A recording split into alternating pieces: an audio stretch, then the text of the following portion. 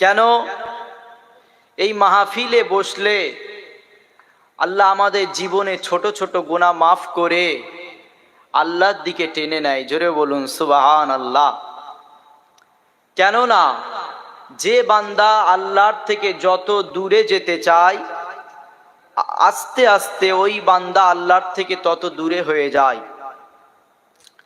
আর যে বান্দা আল্লাহর কাছাকাছি যত বেশি যেতে চায় সেই বান্দাটা আল্লাহকে খুব তাড়াতাড়ি পেয়ে যায়। জোরে বলুন সুবহানাল্লাহ। অতএব এখানে মাহফিল সাজানো হয়েছে দুনিয়ার কোনো আলোচনার জন্য নয়। এখানে মাহফিল সাজানো হয়েছে দুনিয়ার রং তামাশার জন্য নয়, অবশ্যই কোরআন হাদিসের কথা শোনার জন্যে। তো এখানেও বসলে মনে রাখবেন আল্লাহর দিকে আসা হচ্ছে, আর এখানেও বসলে আমাদের জীবনে ছোট ছোট গুনাহ মাফ হবে। জোরে বলুন সুবহানাল্লাহ। কেন এই মাহফিলটার সম্মান, এই মাহফিলটার ইজ্জত এতটা বেশি? আল্লাহ রসুল নিজে বলেছেন মাজালিসুল কুরআন মাজালিসুল্লাহ, যেখানে কোরআনের কথা হয়, শরিয়াতের কথা হয়, ইসলামের কথা হয়, ন্যায়ের কথা হয়। আল্লাহ রসুল বলছেন, আল্লাহ নিজে বলেছে ওটা অন্য কারো নয়, আমি আল্লাহ আমার মাহফিল। জোরে বলুন সুবহানাল্লাহ। চিন্তা করে দেখেন, আজ আমরা দুনিয়ার জমিনে দুনিয়ার রং তামাশা নিয়ে মেতে গিয়েছি, আল্লাহকে ভুলে গিয়েছি। কিন্তু রসুলের কথা অনুযায়ী যদি এটা আল্লাহরই মাহফিল হয়ে থাকে, আল্লাহ আমাদেরকে এত ভালোবাসে, এত গুনাহ করার পরেও তার মাহফিলে হাজির করিয়েছে। জোরে বলুন সুবহানাল্লাহ। আজ বড় আফসোস যে আমি যখন রাস্তা দিয়ে আসছি বেড়াচাপা থেকে এই পর্যন্ত আসতে কিছু কম বেশি 15-20 এইরকম জায়গাতে বড় বড় প্যান্ডেল, লাইটিং, হাজার হাজার মানুষের প্রোগ্রাম। কিন্তু আজ আমরা যে ধর্মটা সত্য বলে মেনে নিয়েছি, এই ধর্মে আমাদের গাফিলতি বেশি হয়ে যাচ্ছে, এজন্য আমাদের মাহফিলে লোকজন নাই। আজকে আমরা যদি এই মাহফিল থেকে দূরে চলে যাই, আস্তে আস্তে এই মাহফিলগুলো বন্ধ হয়ে যাবে। কেন মনে রাখবেন, আমাদের এই মাহফিলটা হবার জন্য কেউ সহযোগিতা করবে না, বরঞ্চ এই মাহফিলগুলো কিভাবে বন্ধ হবে এর জন্য পরিকল্পনা করার মানুষের কোনো অভাব নাই। কেন? একটাই কারণ, ইসলাম হলো সত্য। এজন্যে আজ থেকে হাজার হাজার বছর আগেও ইসলামের পিছনে একদল লেগেছিল ইসলামকে মিটাবার জন্যে, আজও একদল লেগে আছে ইসলামকে মিটাবার জন্যে। এজন্যে আমরা যারা ইসলামের অনুসারী দাবি করি, আমাদের দায়িত্ব কিভাবে ইসলাম টিকে থাকবে এটা দেখার। না হয় মরণের পরে আল্লাহ আমাদের কাছ থেকে কৈফিয়ত অবশ্যই নেবে। মনে রাখবেন, এখানে লোক কম আছে তো কি হয়েছে, আফসোস করার কিছু নাই, আফসোস করার কিছু নাই। আপনি ওহদের ময়দানের দিকে তাকিয়ে দেখেন, জিহাদের ময়দানের দিকে তাকিয়ে দেখেন, সত্যের জন্য মাত্র 313 জন, আর যারা অন্যায়, যারা জুলুম করেছে সত্যর উপরে, তাদের দিকে তাকিয়ে দেখেন 1000-এরও অধিক মানুষ ছিল। অর্থাৎ ইতিহাস বারবার শিক্ষা দিচ্ছে, ইতিহাস বারবার ভাবিয়ে দিচ্ছে যে সত্যের পক্ষে লোক কম ছিল আর অন্যায়ের পক্ষে লোক বেশি ছিল। কিন্তু যখনই অন্যায়, যখনই জুলুম, যখনই অত্যাচারের পক্ষে, অত্যাচারের জন্য সত্য যখনই লেগেছে, তখনই আল্লাহ সত্যের দিকে লোক কম থাকলেও তাদেরকেই জয় দিয়েছে। জোরে বলুন সুবহানাল্লাহ। আজও যদি এইরকম মাহফিলে লোক কম থাকে, মনে রাখবেন আমাদের মধ্যে যদি যারা পরিমাণ ঈমান থাকে, কালকেও যদি অন্যায়ের বিরুদ্ধে আমরা লড়াই করতে যাই, অবশ্যই আল্লাহর মদদ, আল্লাহর সাহায্য আসবে। জোরে বলুন সুবহানাল্লাহ। আজকে তো আপনার গ্রামে, আপনার পাড়াতে নবীর কথা হবে, কোরআনের কথা হবে, শরিয়াতের কথা হবে। তাহলে এই জায়গাতে এসে বসা তো আমাদের ঈমানি দায়িত্ব। কেন? মনে রাখবেন, আজ হয়তো আমাদের ঈমানি পরীক্ষা হচ্ছে।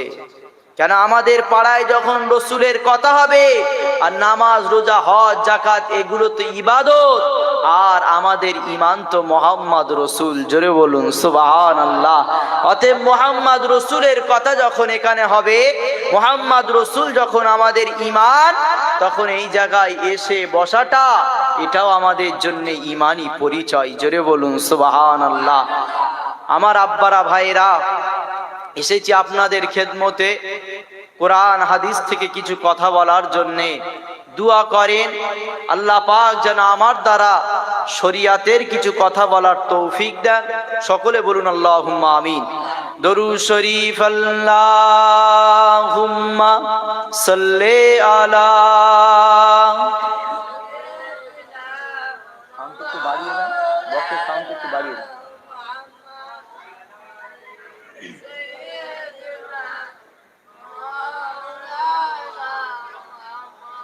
أعوذ بالله من الشيطان الرجيم.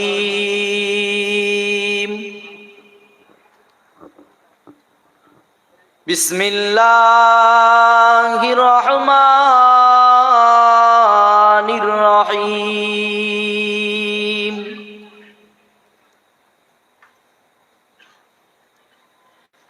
نحمده ونصلي على رسوله الكريم.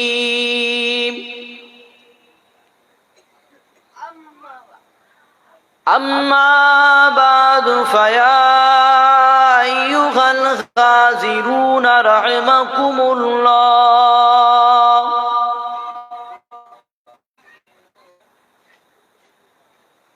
قال الله تعالى في كلام المزيد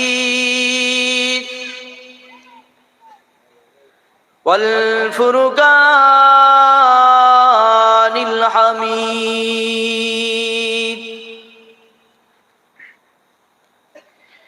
إن الله وملائكته يصلون على النبي يا أيها الذين آمنوا صلوا عليه وسلموا تسليما.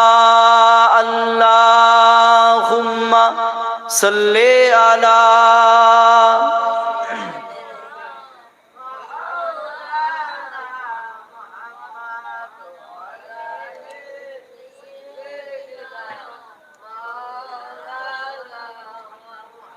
کلمہ لا الہ الا اللہ،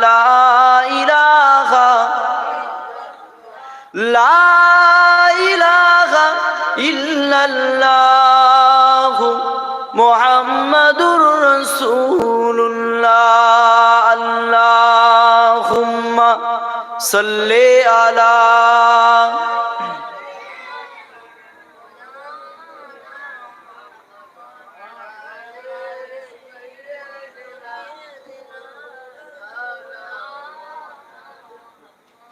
সকলে বলি আলহামদুলিল্লাহ।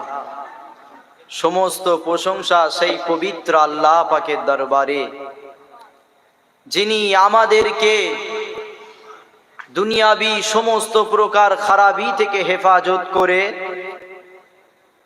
তানার মনোনীত জায়গায়, পছন্দনীয় জায়গায় আমাদেরকে আসার বসার সুযোগ দিয়েছেন।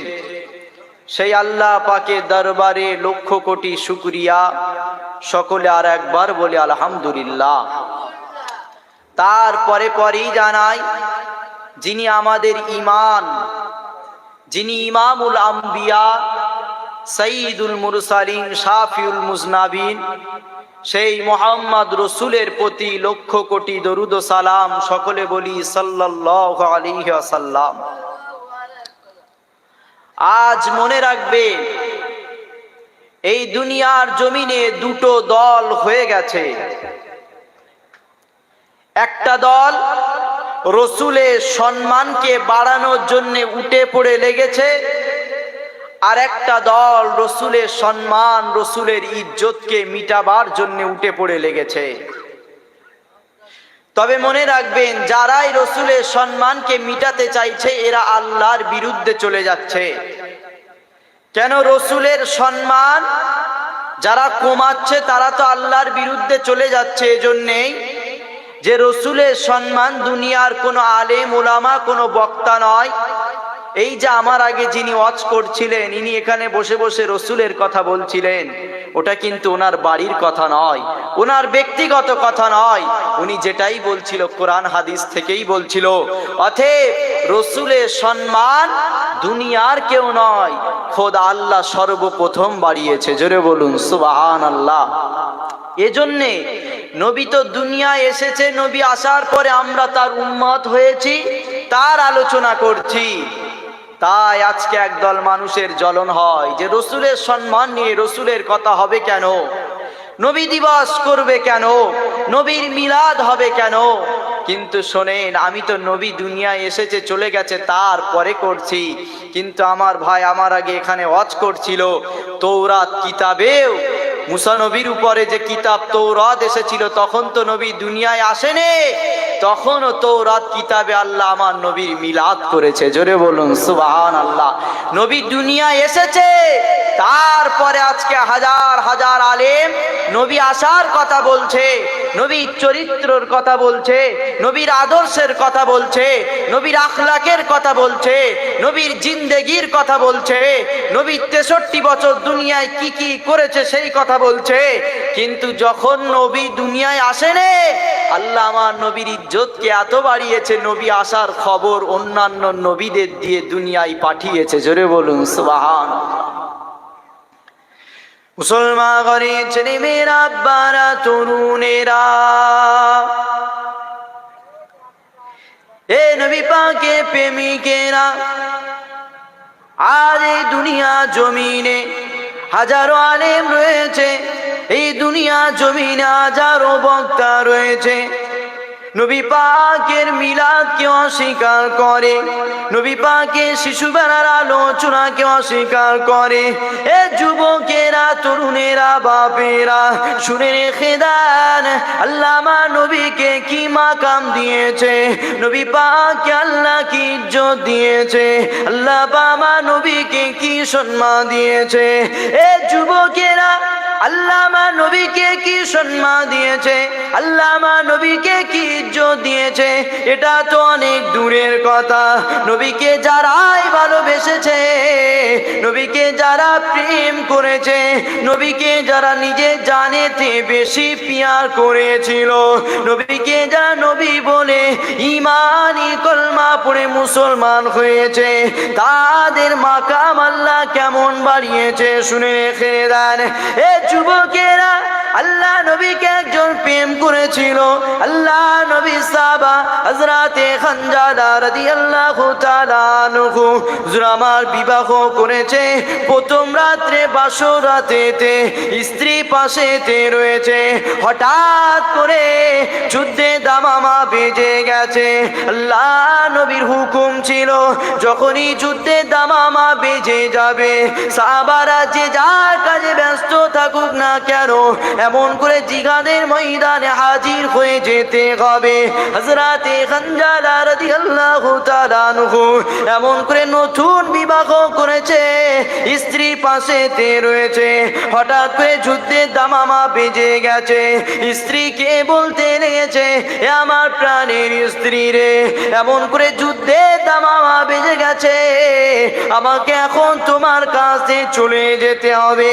আমার তোমার ঘরে মা বোন হলে, আমার তোমার ঘরের মা বোনের ঈমানটা কমজোর হয়ে গেছে। এজন্য সত্যের পক্ষে লড়াই, ন্যায়ের পক্ষে লড়াই, ইনসাফের পক্ষে লড়াই, ক্ষমতা দখলের লড়াই, সত্যের দিকে লড়াই। যদি আমাদের মার খেতে হয়, আমাদের বাড়ি থেকে বার হবার পারমিশন নাই, কিন্তু হানজালা হুজুরের স্ত্রী দিয়ে তাকিয়ে রাখো, সঙ্গে সঙ্গে জানিয়েছিল ঠিক আছে। রসুল যখন হুকুম করেছে, রসুল যখন যুদ্ধের জন্য ডাক দিয়েছে, দিয়েছে, আমি আপনাকে আর বাধা দেব না, যান আপনি যুদ্ধের ময়দানে চলে যান। হযরতে হানজালা রাদিয়াল্লাহু তাআলা আনহু জুরামা জিহাদের ময়দানে হাজির হয়ে গেলেন। যুদ্ধ করা আরম্ভ হয়ে গেছে, খবর এসে গেল হযরতে হানজালা দুনিয়া জমিতে চলে গেছে। সত্যের পক্ষে লড়াই করার জন্যে, ন্যায়ের পক্ষে লড়াই করার জন্যে, ইনসাফের পক্ষে লড়াই করার জন্যে হযরতে হানজালা শহীদ হয়ে গেছে। যখন এই খবর চলে গেছে, হানজালা হুজুরের স্ত্রী এমন করে দৌড়ে দৌড়ে রাসূলুল্লাহর কাছে চলে গেছে। ইয়া রাসূলুল্লাহ, ইয়া হাবিবাল্লাহ, আমার হানজালার লাশটা কোথায় আছে বলেন। আল্লাহ নবী শুয়ে বলেছিল, এ মহিলা রে, তোমার হানজালা সত্যের জন্য লড়াই করতে যে এমন করে নিজে জানকে হারিয়ে শহীদ হয়ে গেছে। হযরতে হানজালার স্ত্রী বলেছিল, ইয়া রাসূলুল্লাহ, ইয়া হাবিবাল্লাহ, আমার স্বামী শহীদ হয়ে গেছে, আমার কোনো অসুবিধা নাই, আমার স্বামী শহীদ হয়ে গেছে, আমার কোনো অবজেকশন নাই। ইয়া রাসূলুল্লাহ, ইয়া হাবিবাল্লাহ, আমি জানতে চাইছি আমার স্বামীর লাশটা কোথায় আছে বলেন। কেননা গত রাতে আমার স্বামী আমার বিছানায় ছিল, একই জায়গাতে ছিলাম, এজন্য আমার স্বামীর উপরে গোসলটা ফরজ হয়ে গেছে। ইয়া রাসূলুল্লাহ, ইয়া হাবিবাল্লাহ, বলেন আমার স্বামীর লাশটা কোথায় রয়েছে। আল্লাহ নবী হুকুম করে দিলেন, এ সাহাবারা যাও, চলে যাও, হানজালার লাশ কোথায় আছে খুঁজে আমার কাছে নিয়ে আসো। আল্লাহ নবী সাহাবারা চলে গেলেন, এমন করে যুদ্ধের ময়দান খুঁজে আসলো, হানজালার লাশ কোথাও পাওয়া গেল না। আল্লাহ নবী চিন্তায় পড়ে গেলেন। হযরতে জিবরাইল হাজির হয়ে গেল, ইয়া রাসূলুল্লাহ, ইয়া হাবিবাল্লাহ, হানজালার লাশ দুনিয়া জমিনে পাওয়া যাবে না। আল্লাহ নবী জিজ্ঞাসা করেছিল, এ জিবরাইল রে, কেন পাওয়া যাবে না? আল্লাহর ফেরেশতা হযরতে জিবরাইল বলেছিল, ইয়া রাসূলুল্লাহ, ইয়া হাবিবাল্লাহ, আপনার সাহাবা হানজালার উপর আল্লাহ এত রাজি হয়ে গেছে, হানজালার উপর আল্লাহ এত খুশি হয়ে গেছে, হানজালার লাশকে আল্লাহ পাক আরশে আজিমে নিয়ে গোসল দিতে লেগেছে। আরো জোরে বলুন সুবহানাল্লাহ।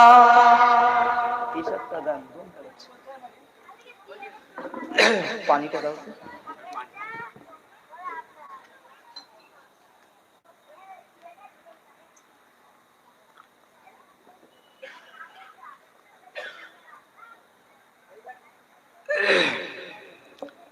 আমার আব্বারা ভাইরা, আজ দুনিয়ার জমিনে রসুলের কথা বললে যাদের জ্বলন হয়, রসুলের সম্মান বাড়ালে যাদের কষ্ট হয়, তাদেরকে স্পষ্ট ভাষায় জানাতে চায় যে রসুলের সম্মান, রসুলের ইজ্জত তো অনেক দূরের কথা।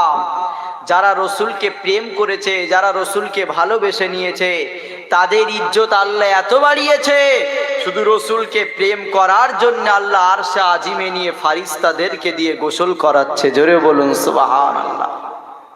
আপনি হানজালা হুজুরকে জিজ্ঞাসা করেন যে কেন তোমাকে এত মাকাম দেওয়া হলো, কেন তোমার লাশকে আরশে আজিমে নিয়ে গোসল দেওয়া হলো? হানজালা হুজুর জবাব দেবে, শুধুমাত্র মোহাম্মদ রসুলকে প্রেম করেছি তাই। জোরে বলুন সুবহানাল্লাহ। আসেন কে আমার নবীর আলোচনা করে, কে আমার নবীর মাকামকে বাড়ায়, কে আমার নবীর ইজ্জত দিয়েছে আমি জানি না। আল্লাহ পাক আমাদের জন্য গাইড বুক হিসাবে যে কোরআনটাকে পাঠিয়েছে, এ যুবকেরা ওই কোরআন খুলে দেখে নাও।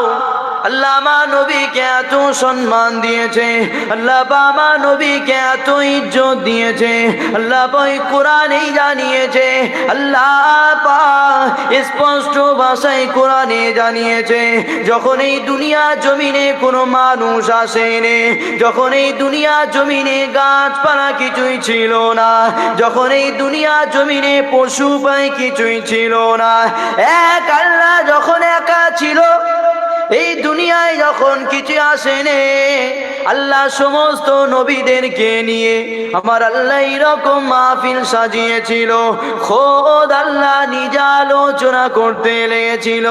ওখানে অন্য কারো দাওয়াত নয়, সমস্ত নবীদের আল্লাহ দাওয়াত দিয়েছিল। কোন নবীকে আল্লাহ তখনও দুনিয়া জমিনে পাঠায়নি।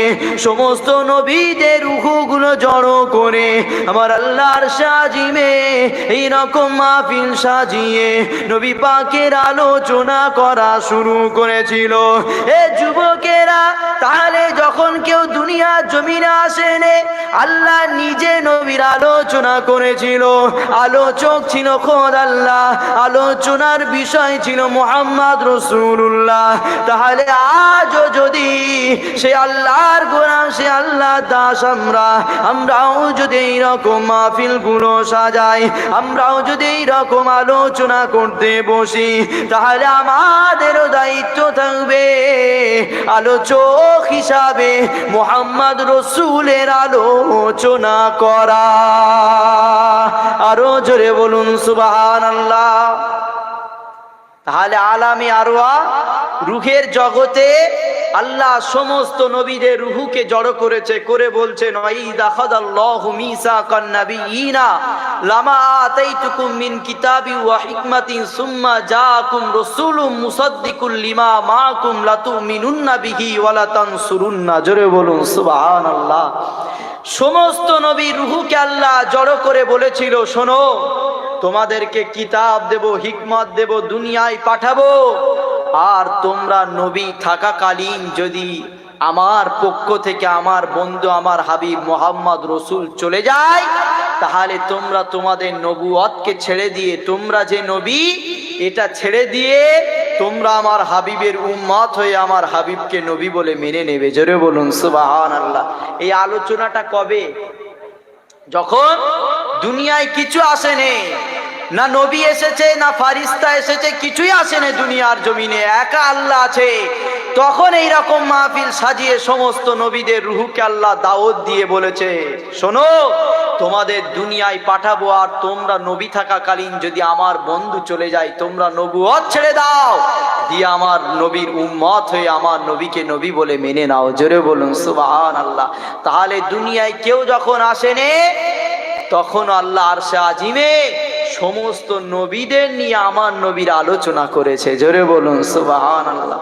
তাহলে আজ আমরা নবীর আলোচনা করব, অসুবিধে কোথায়? আমরা যে নবীর আলোচনা করছি, নবীর কথা বলছি, এটা তো আল্লাহ শিক্ষা দিয়েছে। আর আমরা তো আল্লাহর গোলাম, আল্লাহর দাস। আল্লাহ দুনিয়ায় পাঠিয়েছে ইল্লা লিয়াবুদুন, শুধুমাত্র আল্লাহর দাসত্ব করার জন্যে। তাহলে আমরা যদি আল্লাহর দাস হই, আল্লাহর দাসত্ব করার জন্য যদি দুনিয়ায় এসেই থাকি, তাহলে আল্লাহ যখন নিজে হাবিবের মিলাদ করেছে, রসুলের কথা বলেছে, তাহলে আমরাও যদি এখানে বসে বসে নবীর কথা বলি, নবীর আলোচনা করি, সেটা অন্য কারণ নয়, আল্লাহরই সুন্নত পালন হবে। জোরে বলুন সুবহানাল্লাহ। শুধু তাই নয়, আল্লাহ আলোচনা করেছে আবার ওই দিনে সমস্ত নবীর রূহকে জড়ো করে আল্লাহ বলেছে ক্বালা ওয়া খাযতুম আলা যালিকুম ইসরি। জোরে বলুন সুবহানাল্লাহ। সমস্ত নবীদেরকে বলছে, আজকে যে আলোচনা তোমাদেরকে নিয়ে করেছি, এই আলোচনা কি তোমরা মেনে নিলে? এই আলোচনা কি তোমরা মেনে নিলে? সমস্ত নবী রূহু বলেছিল ক্বালু আকরারনা, হে আল্লাহ, এই আলোচনা, এই শপথ, এই কথোপকথনকে আমরা মেনে নিলাম। জোরে বলুন সুবহানাল্লাহ। আল্লাহ বলেছিল ক্বালা ফাশহাদু, সাক্ষী হয়ে যাও। সমস্ত নবী রূহুকে নবীর আলোচনা, তার হাবিবের আলোচনা করিয়ে নিয়ে আল্লাহ বলছে ক্বালা ফাশহাদু, শুধু আলোচনা নয়, আমার হাবিবের আলোচনা করেছি, তোমরা সাক্ষী হয়ে যাও। জোরে বলুন সুবহানাল্লাহ। ওয়া আনা মাআকুম মিনাশ শাহিদিন, শুধু তোমরা নয়, আজকে আরশে আজিমে আলামে আরওয়া রূহের জগতে তোমাদের রূহকে জড়ো করে আমি আমার নবীর মিলাদ করেছি, তোমরা তো সাক্ষী হয়েছো। ওয়া আনা মাআকুম মিনাশ শাহিদিন, আজকের এই আলোচনায় আমি আল্লাহ, আমিও সাক্ষী থেকে গেলাম। জোরে বলুন সুবহানাল্লাহ। তাহলে আল্লাহ শুধু নবীর আলোচনা করেছে এটা নয়, আমরা তো নবীর আলোচনা করে চলে যাচ্ছি, কিন্তু আল্লাহ নবীর আলোচনা করেছে এবং অন্যান্য নবীদের কাছ থেকে আল্লাহ সাক্ষীর শপথ নিয়েছে যে তোমরাও সাক্ষী হয়ে যাও আর আমি আল্লাহ আমিও সাক্ষী হয়ে গেলাম। তাহলে কে আমার নবীর মিলাদ করে, কে সম্মান বাড়ায় জানি না, আল্লাহই তো কোরআনে আমার নবীর সম্মান বাড়িয়েছে। জোরে বলুন সুবহানাল্লাহ। মুসলমান করে ছেলে মেয়েরা, আব্বারা, তরুণেরা, এ নবী পাকের প্রেমিকেরা, আল্লাহ পাক আমার নবীকে কি সম্মান দিয়েছে, নবী পাককে আল্লাহ কি মাকাম দিয়েছে, এটা পরের কথা। আসেন নবীকে মহব্বত করলে, নবীকে প্রেম করলে আল্লাহ তার মাকামকে কত বাড়িয়ে দেয়। আল্লাহ নবী এক তারিখে মদিনা নবাবী শরীফে সাহাবা হুজুরদেরকে নিয়ে ওয়াজ করেন। এ যুবকেরা, আল্লাহ নবীর দরবারে একজন সাহাবা হাজির হয়ে গেলেন, চোখ ভরা পানি নিয়ে নবী পাককে বলতে লাগলেন, ইয়া রাসূলুল্লাহ, ইয়া হাবিবাল্লাহ, আমি আপনার সব সুন্নাতকে মেনে নিয়েছি, শুধুমাত্র একটা সুন্নাতকে মানতে পারলাম না। আল্লাহ নবী জিজ্ঞাসা করেছিল, এ বাবা সাহাবারে, কোন সুন্নাতকে তুমি মানতে পারলে না বলো? আল্লাহ নবীকে বলতে রয়েছে, ইয়া রাসূলুল্লাহ, ইয়া হাবিবাল্লাহ, দুনিয়ার জমিনে বিবাহ নামক সুন্নাত আমি পালন করতে পারলাম না, আমি আমার জীবনে এখনো নেকাহ করতে পারলাম না। আল্লাহ নবী সাহাবাকে জিজ্ঞাসা করেছিল, কেন তুমি বিবাহ করতে পারোনি, কেন তোমার এখনো নেকাহ হয়নি? এ যুবকেরা, আল্লাহ নবীকে প্রেম করলে কি হয় শুনে রেখে দাও। আল্লাহ নবী জিজ্ঞাসা করছে, এ সাহাবারে, কেন এখনো বিবাহ হয়নি বলো? আল্লাহ নবী সাহাবা ওই সময় বলেছিলেন, ইয়া রাসূলুল্লাহ, ইয়া হাবিবাল্লাহ, হুজুর দুনিয়া জমিনে আল্লাহ পাক আমাকে দেখতে খারাপ করে পাঠিয়েছে, আমি কালো বলে কোনো মেয়ে আমাকে পছন্দ করে না, এজন্য আমি দুনিয়ায় আসার পর থেকে আজও পর্যন্ত কেউ আমাকে পছন্দ করেনি, এজন্য আমার এখনো বিবাহ হয়নি। এ যুবকেরা, আল্লাহ নবী যখনই এই কথা শুনলেন, আল্লাহ নবী সাহাবাকে বলতে লাগলেন, এ বাবা সাহাবারে, মন খারাপ করো না বাবা, কে বলেছে তোমার বিবাহ হয়নি? আমি নবী নিজে তোমার জন্য বিবাহ দিয়ে দেব। আল্লাহ নবী ওই সময় হুকুম করে দিলেন, হে বাবা সাহাবারে, যাও মক্কা জমিনে চলে যাও, আব্দুল ওয়াহাবের বাড়িতে চলে যাও, আব্দুল ওয়াহাবকে গিয়ে জানিয়ে দাও, দিন দুনিয়ার বাদশাহ মুহাম্মদ রাসূল আপনার মেয়ের সঙ্গে আমার বিবাহর পয়গম পাঠিয়েছে। আরো জোরে বলুন সুবহানাল্লাহ।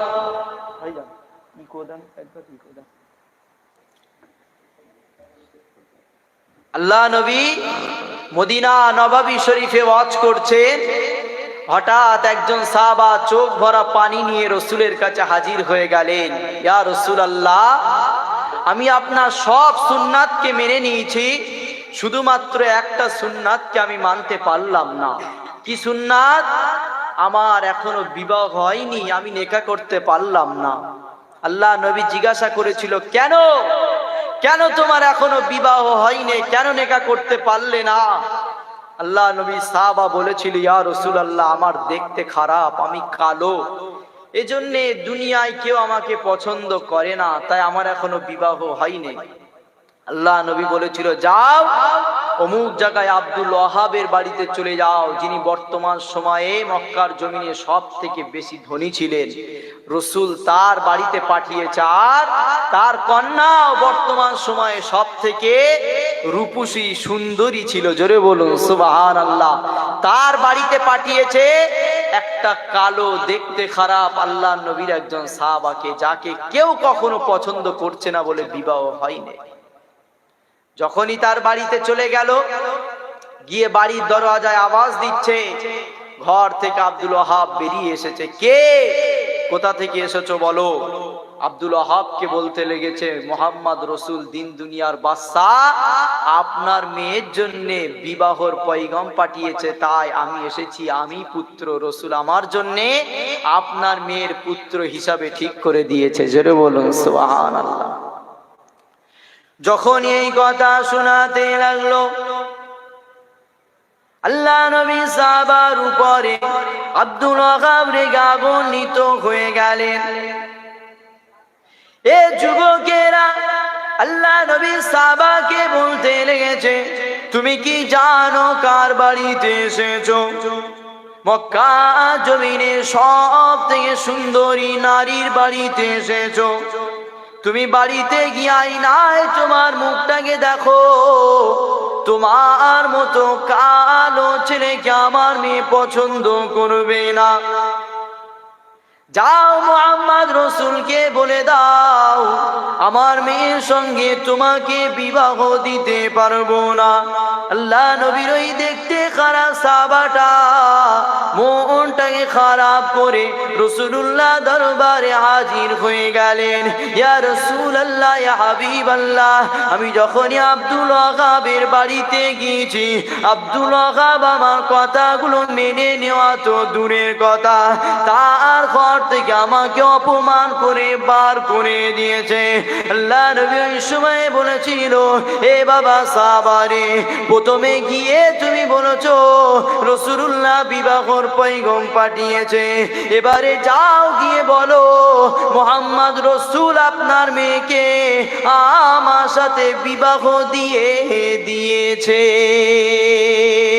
আরো জোরে বলুন সুবহানাল্লাহ। আল্লাহ নবীর কাছে যখন ওই সাহাবা মন খারাপ করে এসে বলছে, ইয়া রাসূলুল্লাহ, তার মেয়ের সঙ্গে আমাকে বিবাহ দেওয়া তো দূরের কথা, তার ঘর থেকে আমাকে বার করে দিয়েছে, তাড়িয়ে দিয়েছে। ইয়া রাসূলুল্লাহ, সে কখনো তার জামাই হিসাবে আমাকে মানবে না। আল্লাহ নবী বললেন, যাও গিয়ে আব্দুল ওয়াহাবকে বলো রসুল বিবাহর পয়গাম নয়, আমাদেরকে বিবাহ দিয়ে দিয়েছে। জোরে বলুন সুবহানাল্লাহ। গার্জেন রাজি নয়, কিন্তু বিবাহ হয়ে গেছে, জায়েজ হবে না? হবে না? জোরে বলেন, কে বিবাহ দিয়েছে? মুহাম্মদ রসুল, আমার নবী তো শরিয়াত। জোরে বলুন সুবহানাল্লাহ। আমার নবী তো পিতাদের পিতা, এজন্য আমার নবীর কাছে কোনো শরিয়াত চলে না। আমার নবী যেটাই করে সেটাই শরিয়াত হয়ে যায়। জোরে বলুন সুবহানাল্লাহ। মুসলমান ঘরে ছেলে মেয়েরা, আব্বারা, তরুণেরা, এ নবী পাকের প্রেমিকেরা, আল্লাহ নবী সাহাবা এমন করে আব্দুল ওয়াহাবের বাড়িতে চলে গেলেন। দরজা বাইরে দিতে সালাম দিতে লেগেছে। আব্দুল ওয়াহাব ঘর থেকে বেরিয়ে এসেছে, আবারও রাগান্বিত হয়ে গেছে। কি হলো? তোমাকে আমি প্রথমে বলে দিয়েছি আমার মেয়ের সঙ্গে তোমার বিবাহ দিতে পারবো না, আবারও কেন তুমি আমার ঘরেতে এসেছো বলো? এ যুবকেরা, তরুণেরা, বাপেরা, আল্লাহ নবী সাহাবা হযরতে সালাবা রাদিয়াল্লাহু তাআলা আনহু জুরামা চোখ ভরা পানি নিয়ে বলতে লেগেছে, রাসূলুল্লাহ আমাকে আবারও পাঠিয়েছে। আল্লাহ নবী বলে দিয়েছে, যাও গিয়ে বলো বিবাহর পয়গাম নয়, রাসূলুল্লাহ আমাদেরকে বিবাহ দিয়ে দিয়েছে। এ যুবকেরা, তরুণেরা, বাপেরা, আল্লাহ নবী সাহাবা যখন এই রকম কথা শোনাতে লাগলো, আব্দুল ওয়াহাব রেগে গিয়ে এমন করে তাকে অপমান করা শুরু করে দিল। সঙ্গে সঙ্গে আব্দুল ওয়াহাবের মেয়ে ঘর থেকে বেরিয়ে এলো। কি হয়েছে আব্বাজান, আপনি কেন ওই মানুষটাকে অপমান করছেন বলেন? কি হয়েছে আমাকে বলেন, কেন ওই মানুষটার সঙ্গে আপনি দুর্ব্যবহার করেন? আব্দুল ওয়াহাব বলেছিল, এ মা তুই কি জানিস এইরকম কালো দেখতে খারাপ ছেলে, এ তোর সঙ্গে বিবাহর পয়গাম নাকি মুহাম্মদ রসুল দিয়েছে, এজন্য কথা কাটাকাটি হতে লেগেছে, না আমি ছেলের সঙ্গে তোকে বিবাহ দেব না। এ যুবকেরা, আল্লাহ নবী প্রেম করলে কি হয় শুনে রেখে দাও, নবী পাকে প্রেম করলে আল্লাহ কি মাকাম দেয় শুনে রেখে দাও।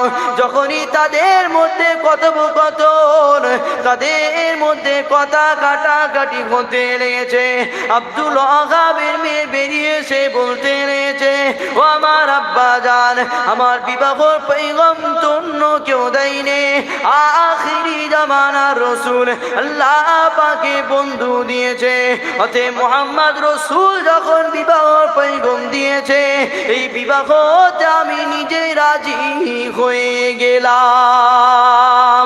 আরো জোরে বলুন সুবহানাল্লাহ। আব্দুল ওয়াহাব তিনি একজন ধনী মানুষ, এজন্যে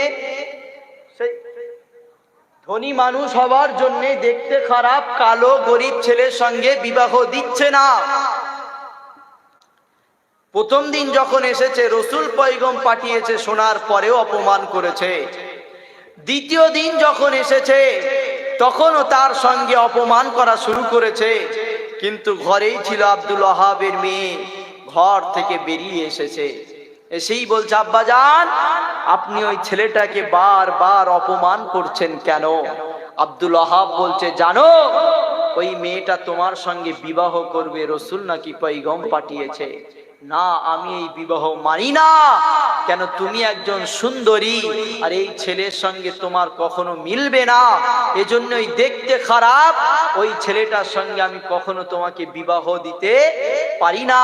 কিন্তু আব্বাজান গার্জেনের উপরে ওই মেয়েটা বলেছিল, আব্বাজান শোনেন, মুহাম্মদ রসুল আল্লাহর দোস্ত, আল্লাহর বন্ধু যখন আমার জন্য ছেলে দেখেছে, ওই ছেলে কালো হলেও তাকে বিবাহ করতে আমি রাজি আছি। জোরে বলুন সুবহানাল্লাহ। ওই আল্লাহ নবী সালাবা রাদিয়াল্লাহু তাআলা আনহু তাকেও জিজ্ঞাসা করেন, তুমি তো কালো, তোমার তো দেখতে খারাপ ছিল, তাও কেন সুন্দরী নারী তোমাকে বিবাহ করার জন্য রাজি হলো? সে একটাই কথা বলবে, অন্য কিচ্ছু নয়, শুধুমাত্র মুহাম্মদ রসুলকে প্রেম করেছি তাই। জোরে বলুন সুবহানাল্লাহ। আসেন, আল্লাহ নবীকে প্রেম করলে, নবী পাককে মুহাব্বত করলে, নবী পাককে পিয়ার করলে আল্লাহ কি সম্মান দেয়।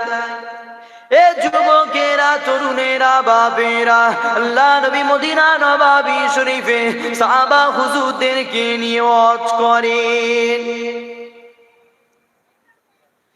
এ যুবকেরা, হঠাৎ একজন সাহাবা উঠে দাঁড়িয়ে গেছে, সাহাবাটা চোখ দিয়ে পানি বার হতে লেগেছে।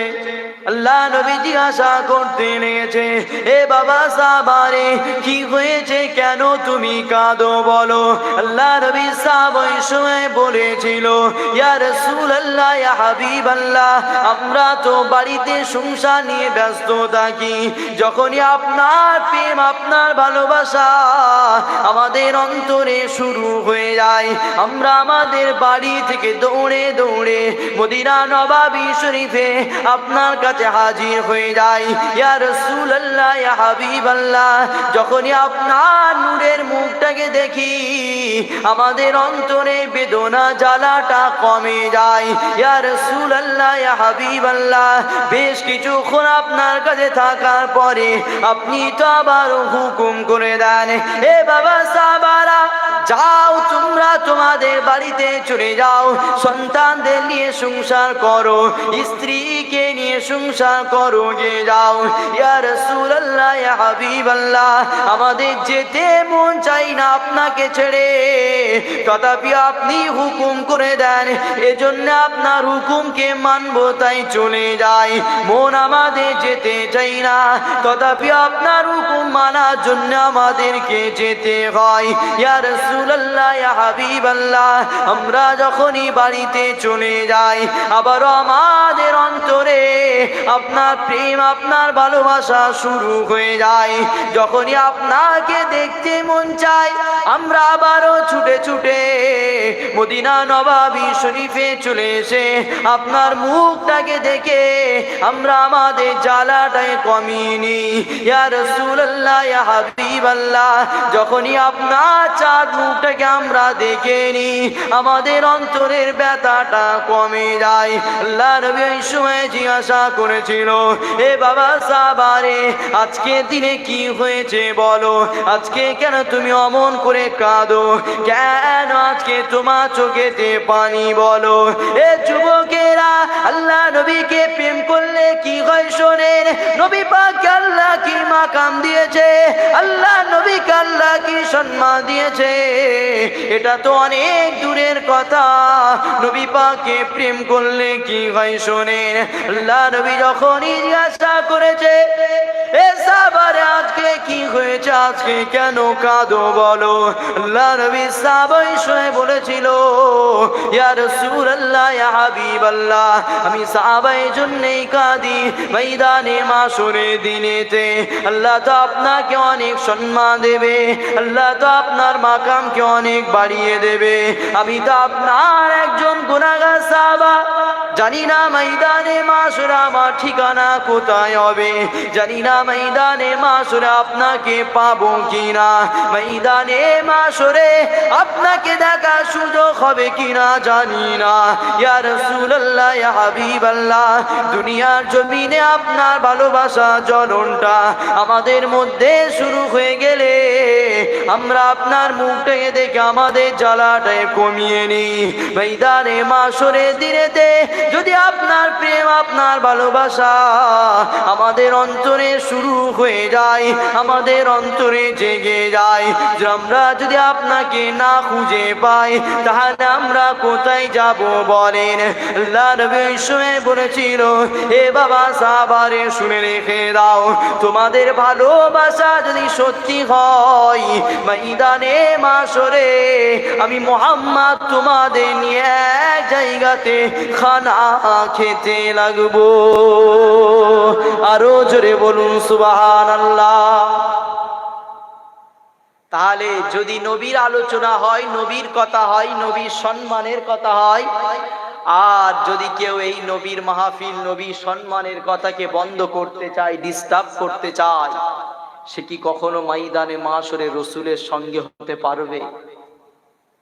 মনে রাখবেন, রসুলকে আল্লাহ কি সম্মান দিয়েছে, রসুলকে আল্লাহ কি ইজ্জত দিয়েছে, কি মাকাম দিয়েছে, এটা তো অনেক পরের কথা। রসুলকে যারাই প্রেম করেছে আল্লাহ তাদের মাকামকে বাড়িয়ে দিয়েছে। জোরে বলুন সুবহানাল্লাহ। ইতিহাস পড়ে দেখেন, রসুলকে আম্মাজান খাদিজা প্রেম করেছে, খোদ আল্লাহ আম্মাজান খাদিজাকে সালাম দিয়েছে। জোরে বলুন সুবহানাল্লাহ। আম্মাজান খাদিজা তিনি তো একজন মহিলা, আমাদের মতো তো পুরুষ নয়। তানাকে জিজ্ঞাসা করেন, খাদিজা তোমাকে আল্লাহ কেন সালাম দিয়েছে? আম্মা খাদিজা বলবে, শুধুমাত্র মোহাম্মদ রসুলের গোলামি করেছি তাই। জোরে বলুন সুবহানাল্লাহ। কিন্তু আজ আমরা মুসলমান, আজ আমরা ইসলামের মাননেওয়ালা, ইসলাম দাবিদার, কিন্তু আমাদের দ্বারা ইসলাম ক্ষতি হয়ে যাচ্ছে, আমাদের ঈমান কমজোরি হয়ে যাচ্ছে। কেন? একটাই কারণ, মোহাম্মদ রসুলকে আমরা ছেড়ে দিয়েছি। তাই আল্লাহ দুনিয়ায় আমাদের পাঠিয়েছে আর আমাদেরকে চলা ফেরা, ওঠা বসার জন্য একটা কিতাব দিয়েছে, তার নাম কি? কোরআন। আল্লাহ আমাদের কাছে কোরআনকে পাঠিয়েছে, কিভাবে আমরা চলবো, কিভাবে সংসার করব, কিভাবে সন্তানদের মানুষ করব, কিভাবে আমাদের জিন্দেগি লাইফ কাটাবো, এগুলো শিক্ষা দেওয়ার জন্য আল্লাহ কোরআন আমাদের কাছে পাঠিয়েছে। যেটাই করতে হবে কোরআন দেখতে হবে। কিন্তু দুঃখের বিষয়, আজ আমরা এখানে যদি 100টা মানুষ বসে থাকি, 95 জন আমরা কোরআন পড়তে জানি না। আর কোরআন পড়তে জানি না, এটা সত্য কথা। এখানে তো কোরআন অপমান হচ্ছে। কেন? আল্লাহ যখন আমাদের কোরআন শিক্ষার জন্য দুনিয়ায় পাঠিয়েছে, শরীয়তের কার্যকলাপ করার জন্য, শরীয়তের শিক্ষা নেওয়া আমাদের জন্য ফরজ করেছে। অতএব আমরা যখন শিখছি না, এটা তো গুনাহ হচ্ছেই হচ্ছে, পাশাপাশি আমাদের দ্বারা কোরআন অপমান হচ্ছে। আমাদের দ্বারা কোরআন বেউজ্জতি হচ্ছে। যদি বলেন কোথায়, কিভাবে কোরআন বেউজ্জতি হচ্ছে, মনে রাখবেন আমাদের ঘরে টিভিও থাকে, কোরআনও থাকে, কিন্তু টিভিটা নষ্ট না হওয়ার জন্য আমরা ভালো সুন্দর ব্যবস্থা করে কভার লাগিয়ে সেফটি জায়গাতে রেখে দিই, কিন্তু কোরআনটা দেখলে পাওয়া যায়, কোরআন দেখলে পাওয়া যায়। কোরআন যখনই আমরা কারো ঘর থেকে নিয়ে খুলি, কোরআনের পৃষ্ঠাগুলো ছিঁড়ে যাচ্ছে, কোরআনের পৃষ্ঠাগুলো ভিজে যাচ্ছে, কোরআনের উপরে নোংরা ঝুল এইসব সমস্ত জিনিস আবর্জনা পড়ে আছে। এদিক দিয়েও মনে রাখবেন কোরআন বেউজ্জতি হচ্ছে। আর কোরআন বেউজ্জতি হচ্ছে বলেই আমাদের ভিতরে কোরআন ঢুকছে না, কোরআনের শিক্ষা আমরা পাচ্ছি না। আর কোরআনের শিক্ষা থেকে যত দূরে চলে যাচ্ছি, মুহাম্মদ রসুল থেকে আমরা তত দূরে চলে যাচ্ছি। কেন? কোরআনই মুহাম্মদ রসুলের প্রেমে শিক্ষা দিয়েছে। জোরে বলুন সুবহানাল্লাহ। কেন? আম্মা জান আয়েশা বলছেন, কানা খুলুকুল্লাহুল কোরআন, আমার নবীর চরিত্রটাই হলো কোরআন। তাহলে আমরা নবীর ভালোবাসবো, নবীর চরিত্র দেখবো, নবীর আখলাক দেখবো, নবীর জিন্দেগি দেখবো কি দেখে? কোরআন থেকে। কিন্তু সেই কোরআন ছেড়ে দিয়েছি বলে মুহাম্মদ রসুল থেকে দূরে চলে যাচ্ছি। আর মুহাম্মদ রসুল থেকে যতই দূরে চলে যাচ্ছি, মনে রাখবেন মুহাম্মদ রসুল আমাদের ঈমান, আর মুহাম্মদ রসুল থেকে আমরা দূরে চলে যাচ্ছি বলেই আমাদের ঈমান কমজোরি হয়ে যাচ্ছে।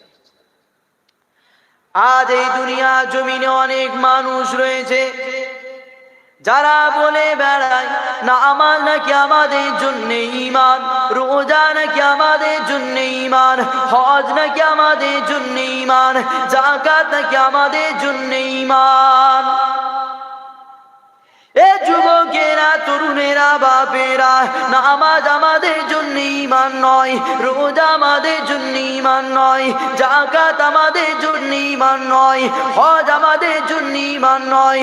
মনে রাখবেন, একটা উদাহরণ দিয়ে যায়, আল্লাহ আমাদেরকে সৃষ্টি করেছে, আমাদেরকে হাত দিয়েছে, পা দিয়েছে, আমাদেরকে চোখ দিয়েছে, নাক দিয়েছে, কথা বলার জন্য আমাদেরকে জীবও দিয়ে দিয়েছে। কিন্তু মনে রেখে দেবেন, আমাদের ভিতরে আল্লাহ রুহু কেউ দিয়েছে। যদি না আল্লাহ আমাদের ভিতরে রুহু দিতেন, হাত পা কোনো কাজে আসতো না। কেননা রুহু সাহায্যে হাত নাড়ানো যাচ্ছে, রুহু সাহায্যে পা নাড়ানো যাচ্ছে। যদি আমাদের ভিতর থেকে রুহুটা চলে যায়, পা আমাদের বেকার হয়ে যাবে। যদি আমাদের ভিতর থেকে রুহুটা চলে যায়, হাত আমাদের বেকার হয়ে যাবে। আমাদের ভিতরে যদি রুহুটা চলে যায়, জীব আমাদের বেকার হয়ে যাবে। আমাদের ভিতরে যদি রুহুটা চলে যায়, চোখ মেলানোর ক্ষমতাও চলে যাবে। এ যুবকেরা, হাত পা চোখ আমাদের অবশ্যই প্রয়োজন, কিন্তু রুহু যদি না থাকে, কোনোটাই কোনো কাজে আসবে না। যখনই রুহু আমাদের মধ্যে এসে যাবে, তখনই হাতের গুরুত্ব এসে যাবে। যখনই রুহুর গুরুত্ব আমাদের মধ্যে থাকবে, তখনই পায়ের গুরুত্ব এসে যাবে। যখনই রুহু আমাদের ভিতরে থাকবে, চোখের গুরুত্ব এসে যাবে। আর যদি আমাদের ভিতরে রুহু না থাকে, হাত পা চোখ সব কিছু অচল হয়ে যাবে। এ যুবক, শুনে রেখে দাও, নামাজ অস্বীকার করার কোনো জায়গা নাই। অবশ্যই নামাজ পড়তে হবে, অবশ্যই রোজা রাখতে হবে, অবশ্যই হজ যাকাত করতে হবে। তবে মনে রেখে দেবেন, যদি কেউ মনে করেন নামাজ আমাদের জন্য ঈমান, এটা আমার তোমার ভুল হয়ে যাচ্ছে। কেননা আমাদের জন্য ঈমান হলো মুহাম্মদ রসুলের প্রেম। ঈমানটা আমাদের জন্য আগে, তারপরে আমাদের জন্য ইবাদত। যখনই আমাদের ভিতর ঈমান এসে যাবে, নামাজের গুরুত্ব বেড়ে যাবে। যখনই আমাদের মধ্যে ঈমান এসে যাবে, রোজার গুরুত্ব বেড়ে যাবে।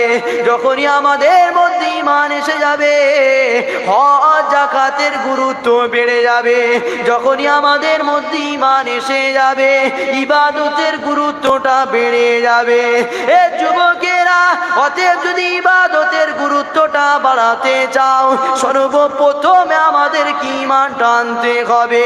আর ওই ঈমান অন্য কেউ নয়, লাউলা কানা মা খালাকতুল আফলাক, যার খাতির আল্লাহ আসমান জমিন বানিয়েছে, যাকে আল্লাহ আখিরি মেসেঞ্জার, আখিরি নেতা, আখিরি পয়গম্বর, রহমাতাল লিল আলামিন করে এই দুনিয়ার জমিনে পাঠিয়েছে। আরো জোরে বলুন সুবহানাল্লাহ। আমার আব্বারা ভাইরা, তাহলে আজকে সমাজে অনেক মানুষ মনে করে নামাজ, রোজা, হজ, যাকাত এগুলো আমাদের জন্য ঈমান। তাই একদল মুসলমান, একদল ইসলাম দাবিদার, তারা নামাজ, রোজা, হজ, যাকাত ইবাদত নিয়ে ব্যস্ত আছে। কিন্তু তাদের কাছে যখনই মোহাম্মদ রসুলের কথা আলোচনা করা হয়, মোহাম্মদ রসুলের কথা বলা হয়, তাদের মধ্যে জ্বলন শুরু হয়ে যায়। কেন? তারা অন্য কিচ্ছু নয়, তারা হলো ইবলিসের চেলা। কেন? ইতিহাস পড়ে দেখেন, ইবলিস 6 থেকে 7 কোটি বছর নামাজ পড়েছে, ইবাদত করেছে, কিন্তু শুধুমাত্র আদম নবীর কাছে আল্লাহ সিজদা দিতে বলেছে, নত হতে বলেছে। ইবলিস ইনকার করেছে, অস্বীকার করেছে, আদম নবীকে সিজদা দেয়নি। আল্লাহর বড় ফারিস্তা 6 থেকে 7 কোটি বছর নামাজ পড়ার পরেও আল্লাহ তাকে কপাল ফাটিয়ে জাহান্নামী বানিয়েছে। আর মনে রাখবেন, মুহাম্মদ রসুল যদি দুনিয়ায় না আসতো, মুহাম্মদ রসুলকে আল্লাহ যদি সৃষ্টি না করতো, আদম নবীও দুনিয়ায় আসতো না। অতএব আদম নবীকে ইনকার করা, অস্বীকার করার জন্য 6 থেকে 7 কোটি বছর নামাজ পড়ার পরেও যদি তার নামাজ আল্লাহ না নেয়, তার নামাজ যদি বেকার হয়ে যায়, যার খাতিরে আল্লাহ, যার ওসিলায় আল্লাহ আদম নবীকে বানিয়েছে, সেই মুহাম্মদ রসুলের প্রতি যদি যাররা পরিমাণ গুস্তাখ হয়ে যায়, জান্নাত তো অনেক দূরের কথা, জান্নাতের খুশবু মিলবে না। অতএব যতক্ষণ আলোচনা করেছি, একটাই কথা বুঝাতে চেয়েছি, শুধুমাত্র মুহাম্মদ রসুলের প্রেম। কেন? যখনই আমাদের মধ্যে মুহাম্মদ রসুলের প্রেম এসে যাবে, আমাদের ঈমান মজবুত হয়ে যাবে। আর আমাদের ঈমানই কোনটা সত্য, কোনটা মিথ্যা, কোনটা করলে আল্লাহ রাজি হয়, কোনটা করলে আল্লাহ নারাজ হয়, এগুলো আমাদের ঈমান আমাদেরকে শিখিয়ে দেবে। জোরে বলুন সুবহানাল্লাহ। দরুদ শরীফ আল্লাহুম্মা সাল্লি আলা।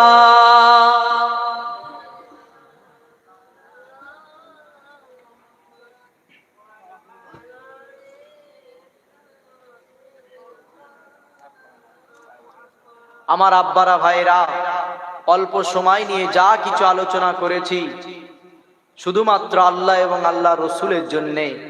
অতএব আমাদের আলোচনাকে, আমাদের বলাকে আল্লাহ কবুল করেন। সকলে বলুন আল্লাহুম্মা আমিন। ওয়া আখির দাওয়া আনিল হামদুলিল্লাহি রাব্বিল আলামিন। দরুদ শরীফ আল্লাহুম্মা সাল্লি আলা।